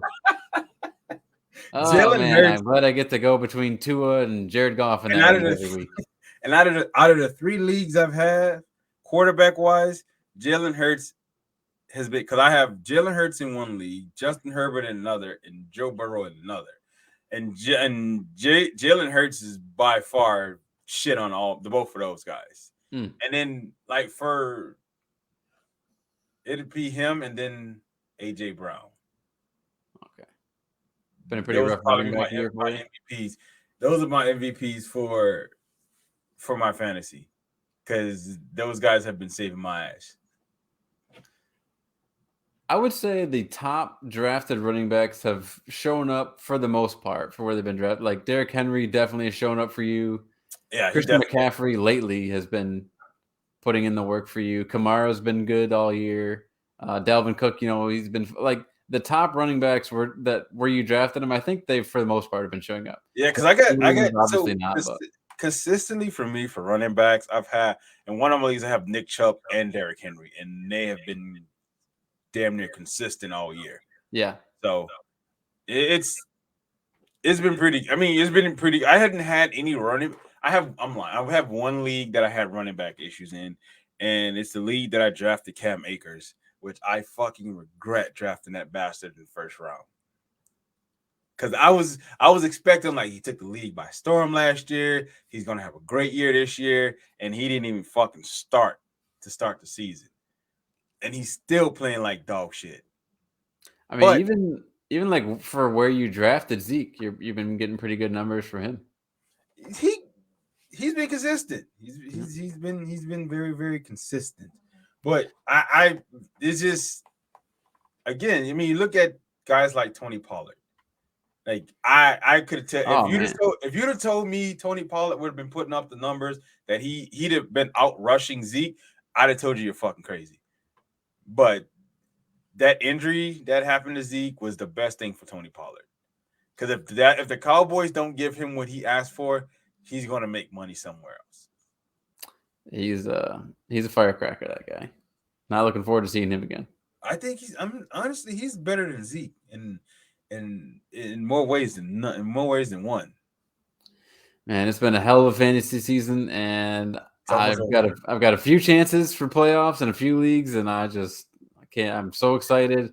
I'm anxious. In one league, I've got Olave and Allen Lazard have been counting on, and they both have a Week 14 bye. So Man, I have Chris Olave in one of my leagues. He is shit. The 2 weeks that I put him on a bench, he had great games. I was like, you motherfucker. And then I start him this week, and then he shits the bed. I was like, God damn it. Yeah, this was a tough week. Let's dive into these college football games that happened over the weekend. Big rivalries. Rivalry Big games that happened. The best weekend in college football. Man, you had what's this, the Egg Bowl or something? They fight over the fucking egg. This shit. Ole Miss started out so great. They was in a great position. They were like, I think at one point they were 8-1. I was like, oh, Ole Miss gonna make a run for it. Then they lose to Bama, and then they go and lose to fucking Ole Miss. I'm like, what? This y'all fucking trash. So the Bulldogs pull it out. 8-4, 8-4. Both teams, Ole Miss and Mississippi State, with that in-state rivalry. Doesn't get any better than that. More cowbell. Fucking cow. I despise the fucking cowbells. Florida State took on Florida in Tallahassee, I'm assuming. Florida's boo-boo.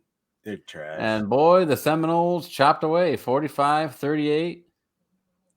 I didn't know Florida State was ranked. That reason right there with Florida State being ranked 16th is why everyone's talking about LSU. Is this I assume this is a relative. I assume probably his brother or something. I mean, if I zoom in, let's click on this young fella. Trevor Etienne looks so much like Travis. Wow, look at that.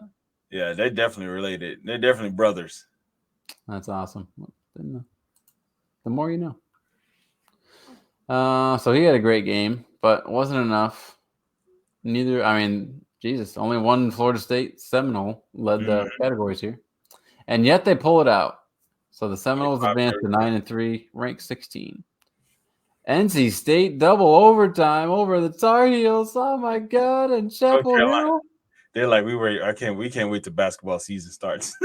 Oh man, the upset happens. They're like, we're a basketball school. Finley, I feel like he's been the quarterback for NC State since fucking 07. He's been there for a while. Oh man. So they pull it off. UCLA heading out to the West Coast here, beating California 35-28. That's a close game. It's too close for comfort. Tulane takes down the Cincinnati. Tulane get a championship game for the first time in a while. That's pretty awesome. They get to play I forget who they play next week. It's fun when you start to learn where these schools are. You grow up, you play NCAA football, but you never actually know where these schools are. So right. I know. Well, obviously, I know where Tulane is. I grew up there. So you grew up there? It's in Louisiana somewhere. I think it's somewhere near New Orleans somewhere. Okay. Baylor fucking loses to Texas. UT. And then all I hear is, "Oh, we hope Kansas beat Kansas State." Yeah, okay. Yeah, that shit. Who is this scumlord? Quinn Ewers. Oh my God. God, he looks like he's straight out the trailer. What the hell is this thing? That's their quarterback from South Lake, Texas. Oh my God. He's from South Lake. That's their guy. That's no Sam Ellinger, Colt McCoy, Vince Young, good looking strapping young man. They went away from the clean cut. Holy shit. They went straight to the trailer park, just like you said. Yeah. That boy can sling it. Georgia. We gave them a 7-0 lead. And then at that point it was just ass from there. We just torched their asses from there. As you can see, we gave them 7, and then they didn't score anything until the fourth quarter. Kenny McIntosh had a game, huh? Yeah. I'm telling and I think that's what we're gonna lean on is the run game. We're gonna be physical, and we're gonna allow Stetson Bennett to do things, but like I said, our top guy is Brock Bowers. He that guy there. That's a testament to you and your coaching staff that even in the highlight of Kendall Milton finding a gap, take him to the house. Goodbye. Later. Milton right up the middle. The lead for Georgia to the house. Wow. 44 yards. That was great. Never had a chance. Never had a chance. They never had a chance. They were excited too when they were up 7-0. This fucking bullshit. This was the game in the shoe. The game.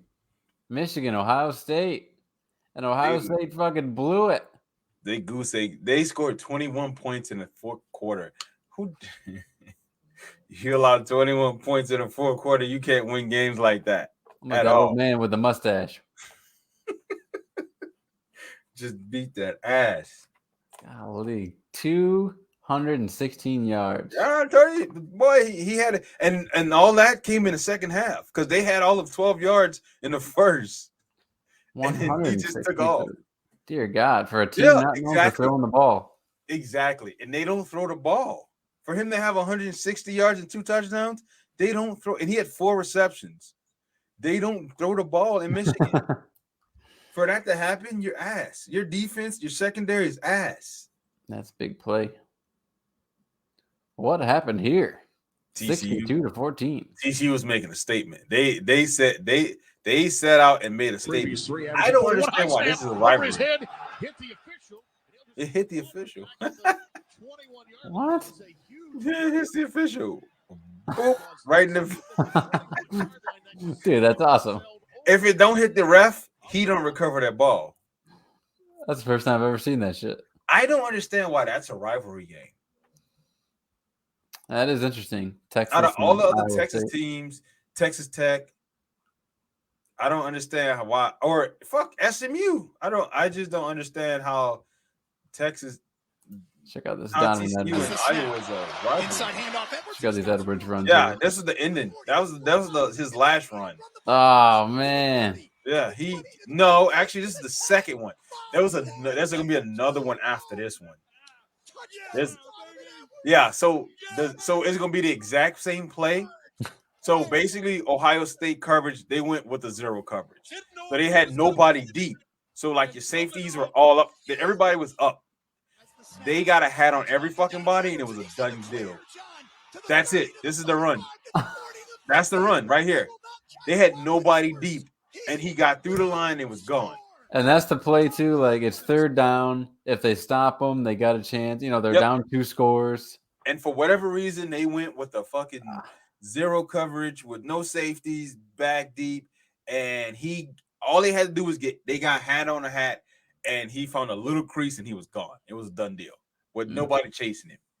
And the only person who could make the tackle missed the tackle, and it was a goodbye from there. A&M 38-23 over 5th ranked LSU. Oh man, this guy a chain. I think that's how you say it. Yeah, he ran up and down their asses. Woo. 38 carries. Oh, he put the team on his back. And he looks like a man when he's running it too. He's a big guy. Yeah, I was expecting LSU to come in this game and win and do something. They didn't do shit. They fell flat. Is that Muhsin Muhammad's? I don't think that's his kid. It might be. Moose Muhammad? It might be. What are the odds? But I'm happy they beat LSU because it kind of knocks them out of contention. How many losses do they have? 3. Yeah, it'll definitely knock them out of contention. Damn. Because I think they're ranked 11 now. So USC, as we mentioned before, 38-27 over 15th ranked Notre Dame. Fighting Irish, not fighting anymore. They're trash. They've been trash. 7th ranked Alabama beat Auburn, and then what's that? Between the Hedges or Iron Bowl? Iron Bowl, yeah. Iron Bowl. So that's right there. Iron Bowl. Yeah, they didn't have a chance. Then fucking South Carolina and Woo-wee. Clemson, man. Clemson is bad. Rattler. Spencer Rattler didn't have all of he just said, fuck it. I'm just gonna have a day against you. Against Rattling. Because they were ranked. I think Clemson was 6 when this shit before they lost. And it was just it was just a deal. That sounds right. Just terrible. Just awful. You can't lose this game. Classic white running back. Oh, they white running back? What? White running back. Oh, they do exist. Spotted one. They're like goddamn unicorns. You won't see them in the league. Christian McCaffrey. Shout out. Bo Nix, you bastard. I trusted you in this game. I trusted Bo Nix in this game. I trusted Oregon in this game, and they go and lose to fucking Oregon State. The Beavers. Fucking Beavers. I trusted them in this game, and they lose this game. Dickheads. What's this game called? The Battle for fucking Log Henry or something? I don't know what they're. It's stupid though. Wow, 56-0. Vandy didn't even show up. Is Vanderbilt in Tennessee? Wow, I'm pretty sure. I guess. I mean, that's not much of a rivalry, but I guess. Penn State over Sparty, 35-16. I mean, is that a rivalry? I guess it is. I guess you can't really put Michigan there because it's fuck. Yeah, they already played. I think they do the. No, it's not Paul Bunyan. It's something. Bucky? I don't fucking know. No, that's Ohio State. Kansas State. Say goodnight to Kansas, 47-27. Washington over Washington State, 51-33. Utah over Colorado, 63-21. UCF over South Florida, 46-39. And rounding it off, Kentucky. They actually did Louisville's dreams. Dude, it's been a wild college season. I can tell you that much. Jesus. It's been a really wild college season. It's almost over. Everything is coming to a head right now. Championship weekend is going to pretty much round out, who's going to be where, who's going to play in what bowl. It's going to be this next week is going to be fun. And then we get to see who's going to be in the playoffs. I hate all the extra shit that goes with it. The Tostitos, the Idaho potato, the farmers market, State Farm this. But when it comes to the actual games, I love the matchups. I love seeing teams you don't normally see play each other. Southwestern Minnesota versus LA County, shit like that. Just all the I just hate the fact that players opt out. That's the shit that kind of irritates me. Yeah. Is that why are you opting out? The season's not over. Get your bitch ass in here and play this game. You're so concerned about the fucking get to the NFL, and half these motherfuckers who opt out don't make the league. So what you opt out for? I have a hard time believing if you were a top 5 prospect, you would risk that game and all those millions of dollars. I mean, you got NIL deals now, so what's the fucking point? You don't get paid either way. So what's the fucking point? Okay, fine. That's a good point. You might as well fucking play now. Speaking of NIL deals, what the hell is happening anymore? Every reel I see is some 16-year-old kid with Gucci pajamas on doing 7-on-7. What the fuck is happening? These kids are getting millions of dollars and they're just spending it on pajamas. Well, you gotta think about this. Half of those kids you see on Instagram and TikTok, their parents are well off. It's really something to watch this happen in real time. These tiny millionaires and what they're doing exactly what you'd expect. Mm-hmm. Everything's SpongeBob. Mm-hmm. And it's whatever, it's neither here nor there. It's just funny to see, all these grown men standing around with whistles and stopwatches watching some kid in Patrick Star fucking pajamas do 7-on-7. It's so funny. Yeah, it is. And I think like I said, the NIL deals, it's good, but at the same time it's bad. But we'll see how things shape out. But like I said, for me, I think that's what's going to be the best part about them expanding the playoffs to 12 teams. Is I think personally, you should definitely do it next year, 2024, 2023. I don't see why they got to wait to implement this shit because it's not that fucking hard. You're going to do the top 12 teams. There's nothing to really talk about. All you really need to talk about is rankings. So why not implement the shit next year? 12 teams come in, and I would have said 10. I wouldn't have did 12. I'd have did the top 10 teams. I don't understand 12. I did the top 10, and you know how interesting that shit would be? That would be you're gonna have a 3-loss team in the playoffs. There's just no way around it. And that 3-loss team could be the New York Giants. Like literally, like you saw they were 9-7 the year they won the Super Bowl. Like, could you imagine a three-loss team making it to the championship and winning? That shit would be, you know how much money you would have there? And now those bowl games mean something. Don't fucking remind me of those Giants. So we had ourselves a Thanksgiving slate this past week in the NFL. Yes, you did. The Lions took on the Bills at home. The Cowboys took on the Giants at home. And the Vikings took on the Patriots at home. 2 out of those 3 home teams won. The Bills had an opportunity. The Lions had an opportunity to beat the Bills. But the Lions are the Lions, and they figured out, how do we beat ourselves? Oh, let's do this. Let's continue to give up easy 10-yard passes and let them get in the fucking field goal range to beat us. That's how we do it. Like, classic Lions playbook. Fucking Lions. I was like, I hope they beat them. This game showed me nothing. The Giants, they're right where they need to be. Yep. They just make too many fucking mistakes. Yep. They just make if you take away if the 4th and 1 that they went for that they didn't have to go for, if they punt the ball instead of going for it, that game stays in that momentum stays with the Giants. But because they didn't, it flipped the fucking momentum.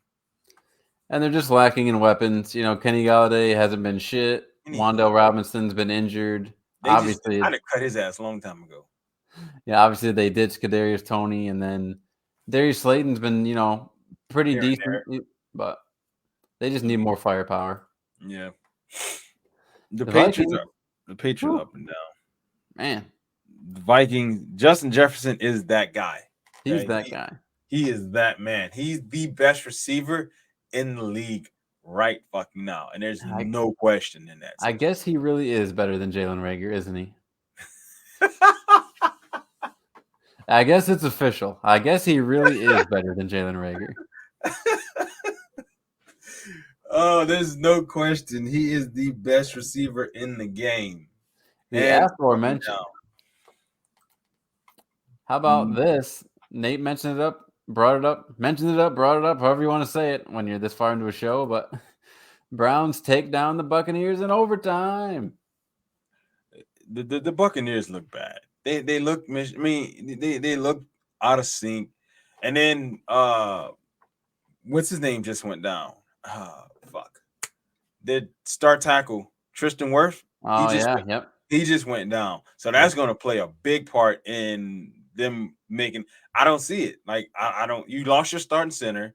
You lost your star right tackle. It's right. I think it's his right tackle. So you looking a little shaky right now. Left. You're looking a little shaky right now, and you still got to play. You still got to play the Falcons again. You still got to play the Saints again. Like you still got to play the Panthers again. So you're looking a little shaky right now. Are they the leaders in the South? Yes, by default. Because we're 5-7, they're 4-6. Thank God the Panthers. Well, Panthers won. Thank God the fucking Saints lost. So it kind of keeps them behind. Boy, T. Higgins had himself a game. Samaje Perine, he's come onto the scene with Joe Mixon now. How about Samaje? I think he had two scores, one passing, one receiving, one rushing on Sunday. He had 3 the week before against Pittsburgh. T. Higgins is showing out. I would expect Tyler Boyd and T. Higgins to like show out a little bit more with Jamar Chase gone, but you can tell who's the better receiver at this point. Yeah, and it's pretty. I like Perine getting his chance again. It was fun to watch at Oklahoma. I hated the fact that he went to Washington, but here we are. Nice compliment. Not like you got a choice. I know, but fuck him anyway. The Dolphins 30.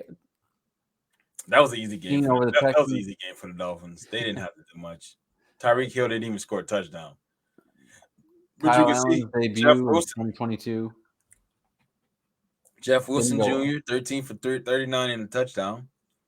Yeah, Jeff Wilson, good for him, man. Just cast it out of San Francisco and Mike McDaniel says, "Welcome home." Here you are, touchdown, and Raheem Mostert's absence.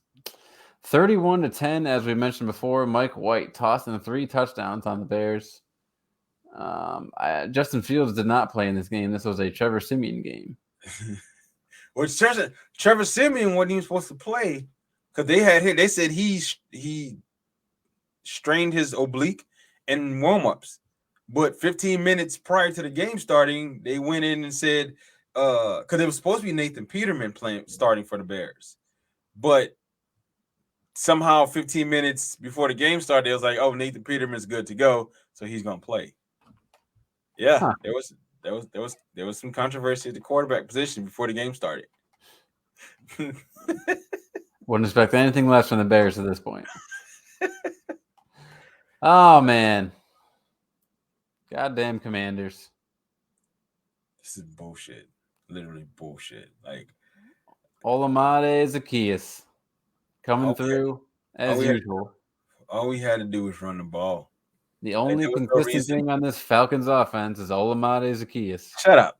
You keep bringing this fucker up. I hope they cut him next season. I don't know how he made it this long on this goddamn team. He must be dating the coach's daughter or something. He's doing something. This game. What do you think? Cordero actually, not last week, but 2 weeks ago, became the all-time leader, right? Or was it last week? Last week. In kick return touchdowns. So that's pretty sweet. Yeah, it was pretty nice. But we didn't do much of nothing this game, so it is what it is. Panthers, boy. If you at this point, if you see the Broncos on your schedule, you just know it's an easy win. Because Sam Darnold looks better than Russell Wilson. Sam Darnold played great on Sunday. He played great. So, you look at DJ Moore, 4 for 103 and a touchdown. Hell yeah. So I think if Sam Darnold might win his job back. What's the guy? Who they draft? They drafted a guy from Ole Miss. Corral. Yes. I hope when he comes back and he competes and he gets the job, because the job was his. If he wouldn't have got hurt, I think the job was most definitely his. I think he was very much in the mix. I think he'd outplay Baker, to be honest. But he was very much in the mix. At that injury. And this shit here. Ooh, Jags barely sneaking one out over the Ravens, 28-27. The real talk was Zay Jones, 11 for 145. That's probably the best game in his damn career. I mean, he's someone, I don't know about the rest of y'all, but in most of the leagues I'm in, Zay Jones has just been sitting there. He sits in a couple of my leagues as well. Nobody's starting Zay Jones. No. Hell no one. He doesn't score a lot of touchdowns, but he's been getting plenty of yardage this year. I don't know many people that start Christian Kirk either. But shit, here we are. I'm happy about this because I feel vindicated. When Zay Jones was at Eastern Carolina, he had a hell of a Senior Bowl. I thought this kid's going to be a star. And then, Buffalo happened, Las Vegas happened, and I thought, well, I'm an idiot. I don't fucking know what I'm talking about. He flopped. Chargers, Cardinals. Can't wait to watch this one on Hard Knocks in season. Again, another Cardinals loss. They just play it. The Cardinals are just bad. I don't know if you've seen any of this in season Hard Knocks yet with the Cardinals. Budda Baker is he the star of this one? He's a star, and I don't know. I haven't looked on Twitter or anything to see how much chat has happened about this topic. Mm-hmm. Him and his little sister have an interesting relationship. I don't. What do you mean? Interesting how? Is a stepsister type thing? No, I don't want to get too weird about it because I love my sister and I hug my sister. We're close, but I just feel like maybe Budda and his sister. What do you kiss on the lips? They just chill at his place alone, and it's that's It could just be part of the show. Like maybe they're not that close, but for the show, they're like, hey, just hang out at Buddha's place for a bit and we'll film some wholesome moments. But I don't know. Like you'd have to see it for yourself. I don't want to put anything onto them. I'll pop it on. I'll start an episode tonight. But I don't know. I just felt like, he doesn't have a woman, she doesn't have a man, and they're hanging out together. Felt like. So it's like if she gets stuck in the dryer, it's a done deal. That's fucking hilarious. Yes, exactly. Thank you for ending it perfectly. God, I couldn't have said it better myself. Jesus. So yeah, the Chargers anyway took out the Cardinals. Vegas overtime, baby. 33 for 229 and 2 touchdowns. Jesus, Josh Jacobs. He gave them the business. Geno outplayed Derek Carr. That doesn't surprise me. Hey, Devontae Adams is not even on here. Geno is a Pro Bowler. He's been having a year. Yeah, Geno, he's definitely gonna make the Pro Bowl at the very least. I think here's the issue I'm having. Can you say this team is better than the Commanders? They have a better record. Their defense is playing pretty decent. Their offense is okay. Can you say the Commanders are better than Seattle? Because it's looking like the NFC East, if things shape up the way they should shape up, the NFC East is going to get into the playoffs. I do not think the Commanders are better than Seattle. Even though the record is better, if I'm going across the board, and especially without Chase Young, Deron Payne and John Allen, they're great, but I get it, but I just think if those two teams played again, I'd put my money on Seattle. Yeah. But we'll see. Did they play Seattle already? I think they did. Well, I don't know. I think it's going to be a struggle for any other team to get into the playoffs if the NFC East continues the way they're continuing. It's not even fair. No, not even fair. Unfortunately, the Rams did not have Matt Stafford for this game that was supposed to be the game of the week. It was just a slaughter. They had no chance. Patrick Mahomes did Patrick Mahomes things. Travis Kelce did what he did.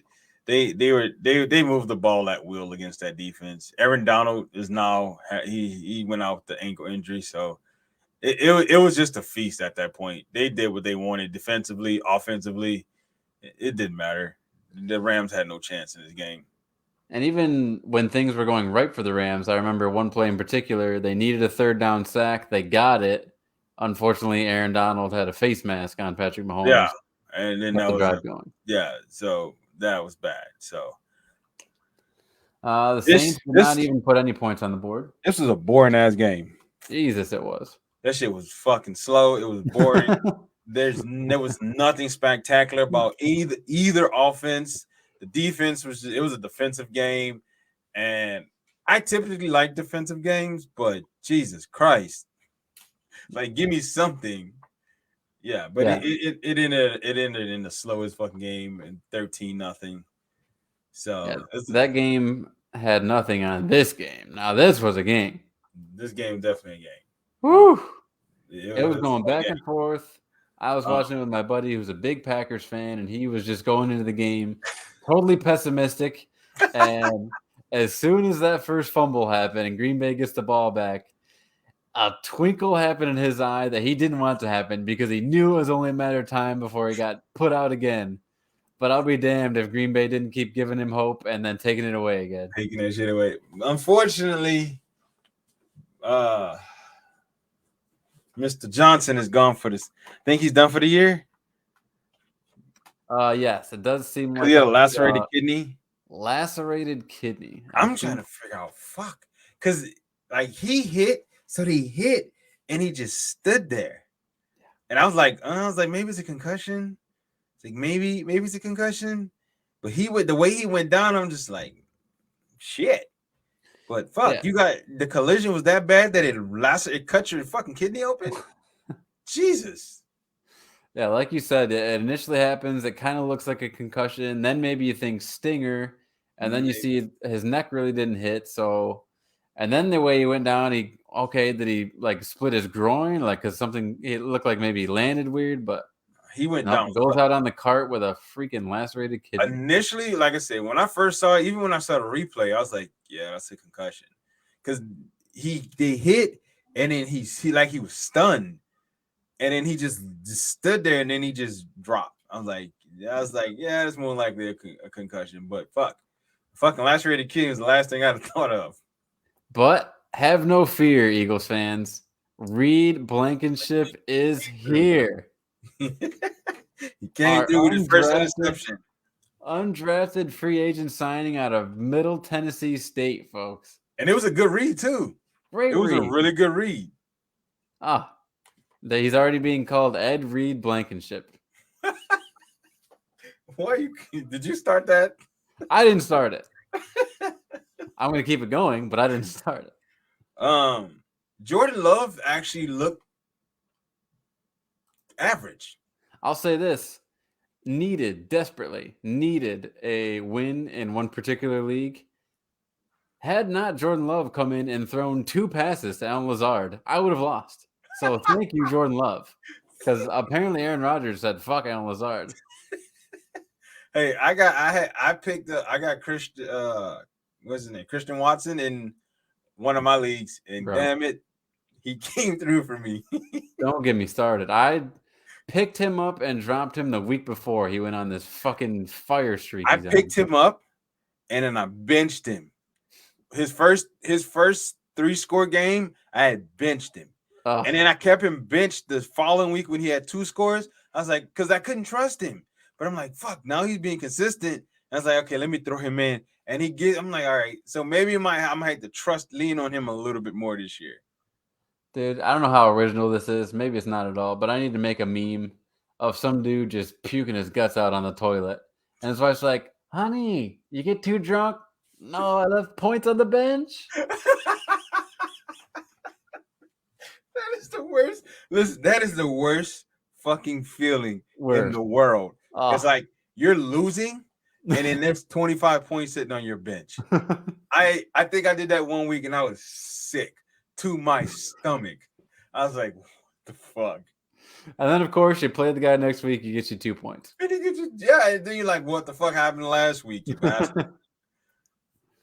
I didn't watch this game because I knew this game was Steelers fan. He said this is the best game Kenny Pickett's played so far. He probably didn't throw interceptions. That's probably why. He didn't turn the ball over.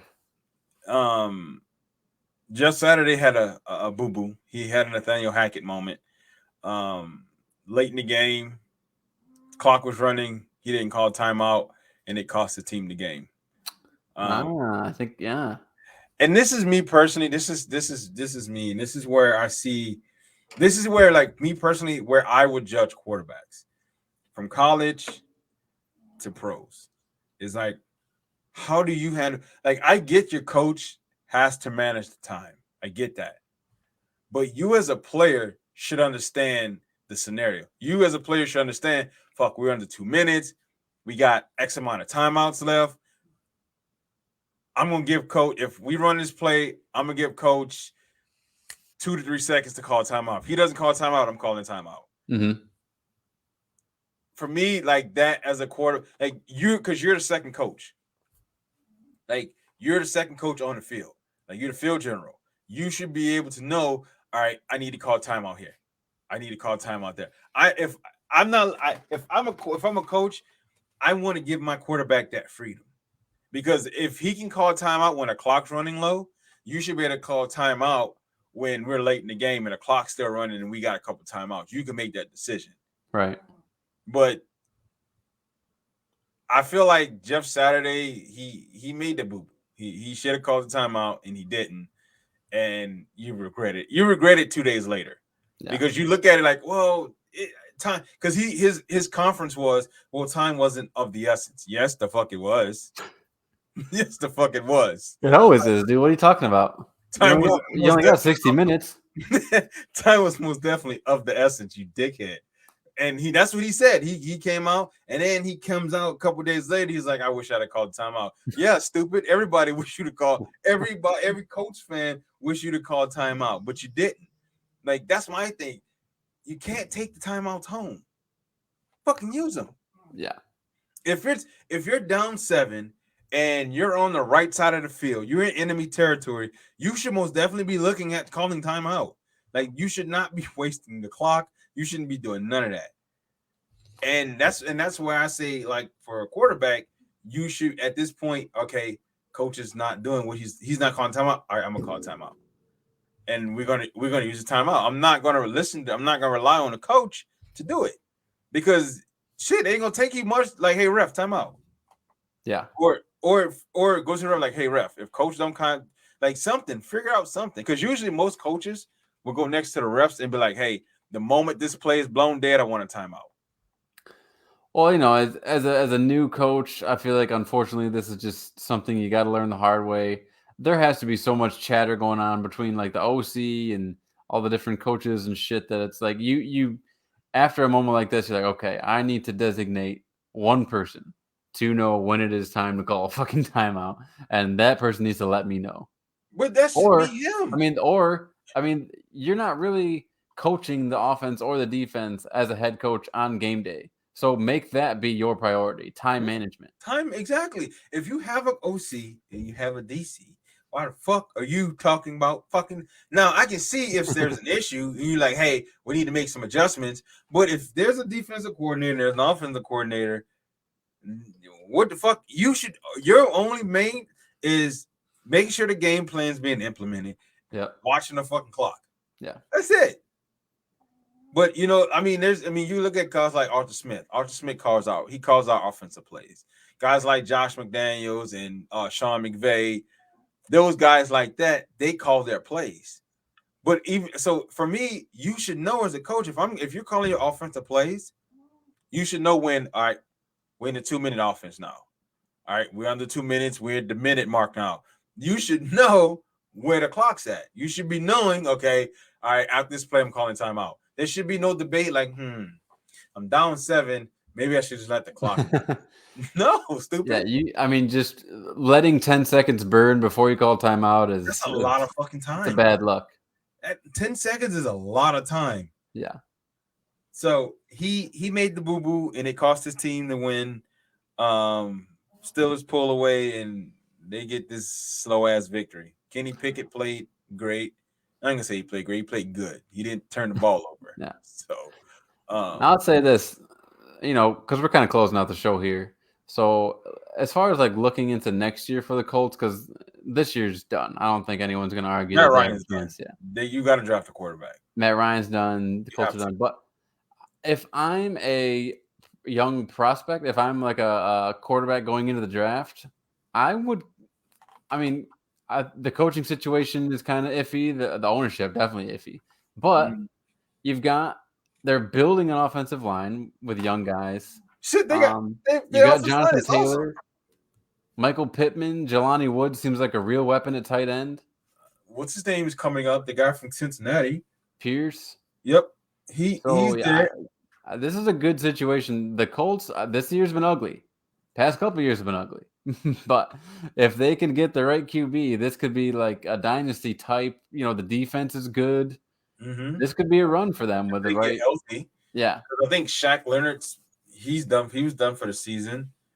But yeah, you make a great point. Like if you can get a guy like Bryce Young or what's his name, Caleb, the guy from USC. Is he draft eligible? I think he is. I want to say he is, but I don't think so.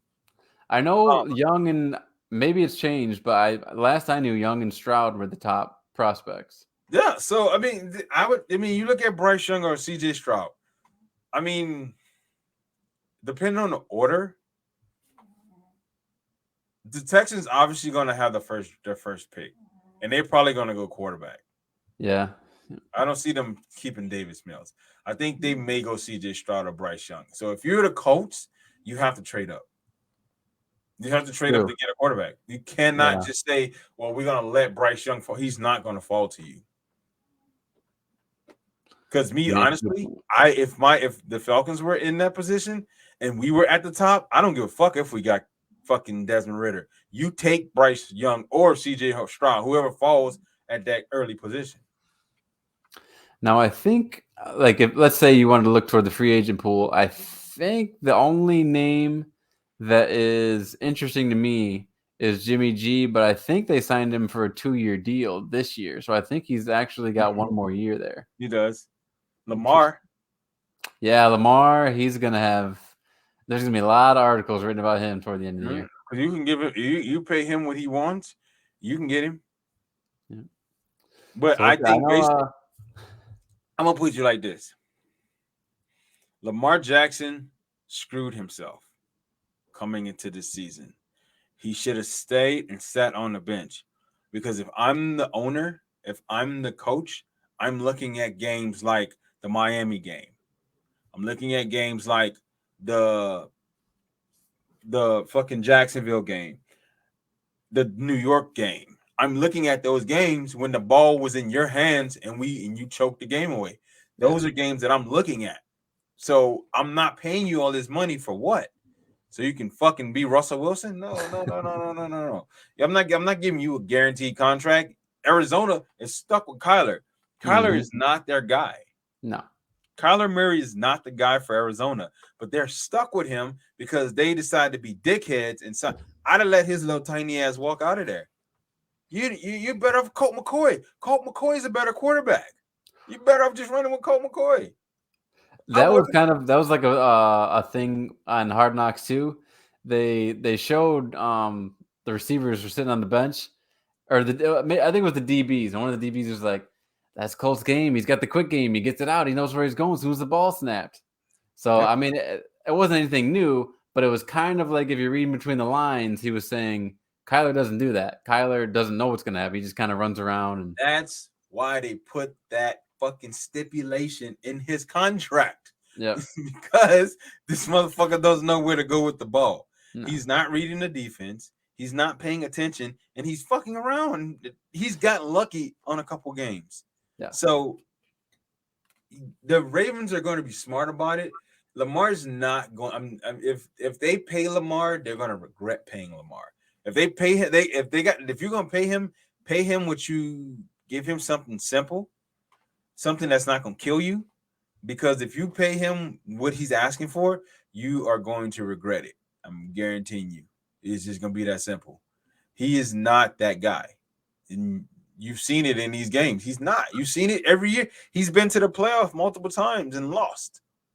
He's been first round knocked out. So with the defense they had from years past, it could work. But unfortunately, he hasn't shown me enough to where if you're down 17, late in the game, I don't think he can pull you out of it. No, I mean, fuck, they were up. He's had comebacks. I'm not going to say he hasn't had comebacks, but it's not easy for him. They were up 27-24. What was it? It was 27-22. What's it, 27-22 on Sunday? Yeah, they were up 27-22, and then the defense just couldn't stop the fucking the Jaguars. They let them march down the field. They scored, and they get them a 2-point conversion. So the defense isn't great, and you can blame the defense if you want to, but you got to look at the Giants game. He fumbled very late in the game, a costly turnover. There's the Miami game. Shit, he blew that. I mean, you could say, well, the defense gave up points, but yeah, they didn't score anymore. You're up fucking, what was it? I think it was 42-14, or like it was something. They were up big in the fourth quarter, and you couldn't put up any more points. The Dolphins defense shut you down, and you pissed the bed. So, and there was another comeback. There was another game they lost. The Buffalo game, same thing. You going up against Josh Allen, top quarterback, and he outplayed you. There's a lot of arguments the ownership can make about paying him. But you already know how everybody. Well, he's not getting paid because he's black. No, he's not. He's not getting paid because he's not a good quarterback. If you move him to running back, then we'll pay him. But he's not a good quarterback. Like let's be for real. Lamar Jackson is not. And you can say, well, he's been the reason they're winning games. Yeah, cool. Guess what? Michael Vick came in and won games for us too. I'm glad you said that. Championships. I'm glad you said that because that's exactly what I was going to transition to next before we get out of here.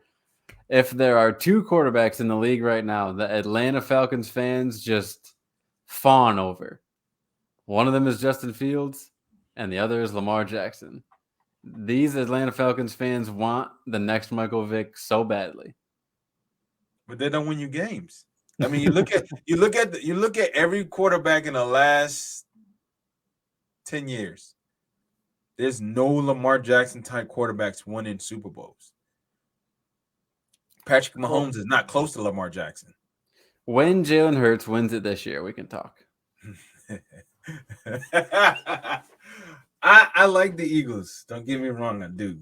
I really, really, really, really, really, really do. But the Kansas City Chiefs. Just don't. Don't blaspheme your MVP right now. I'm not, but the Kansas City Chiefs are. Hold your tongue. They're playing complete football.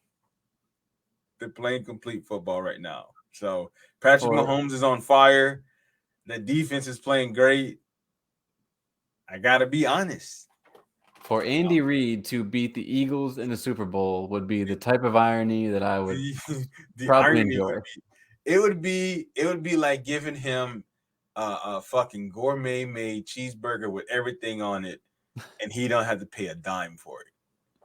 It would be like drawing a mustache on Patrick Mahomes and knowing that his sons are safe and sound somewhere, not doing anything crazy. His son's in jail. No, that's not. I'm thinking about somebody else. No, it'd be. I mean, it would be. It'd be full circle. It'd be a full circle moment for Andy Reid to play his old team in the Super Bowl. It would definitely be a full circle moment, but we'll see when we get to that point. Nate, you got anything for the MFers before we get out of here? Yeah, no. It's been a fun show. Our shows are getting longer. Getting longer, they're getting later, but we power through it. I'm totally honest with you. Took a nap with my daughter, when she fell asleep and woke up minutes before it was showtime. So. That's what you're supposed to do. Sleep when they sleep. A little pissed off, a little discombobulated, but we made it. MFers, thank you so much for joining us. As always, every Tuesday, right around 9:30 p.m. Sometimes we're late, sometimes we're early, but hey, you can find us here on Facebook. You can find us on YouTube. You can find us anywhere you get podcasts, whether that be Anchor, Spotify, Apple. Hey, I don't do this very often. I want the show to grow organically. If you give us a review, if you give us a like, follow, and share, couldn't hurt. Right? That's how we get rich and famous. Thank you, everyone. We'll see you next week. Subscribe to my channel if you haven't already.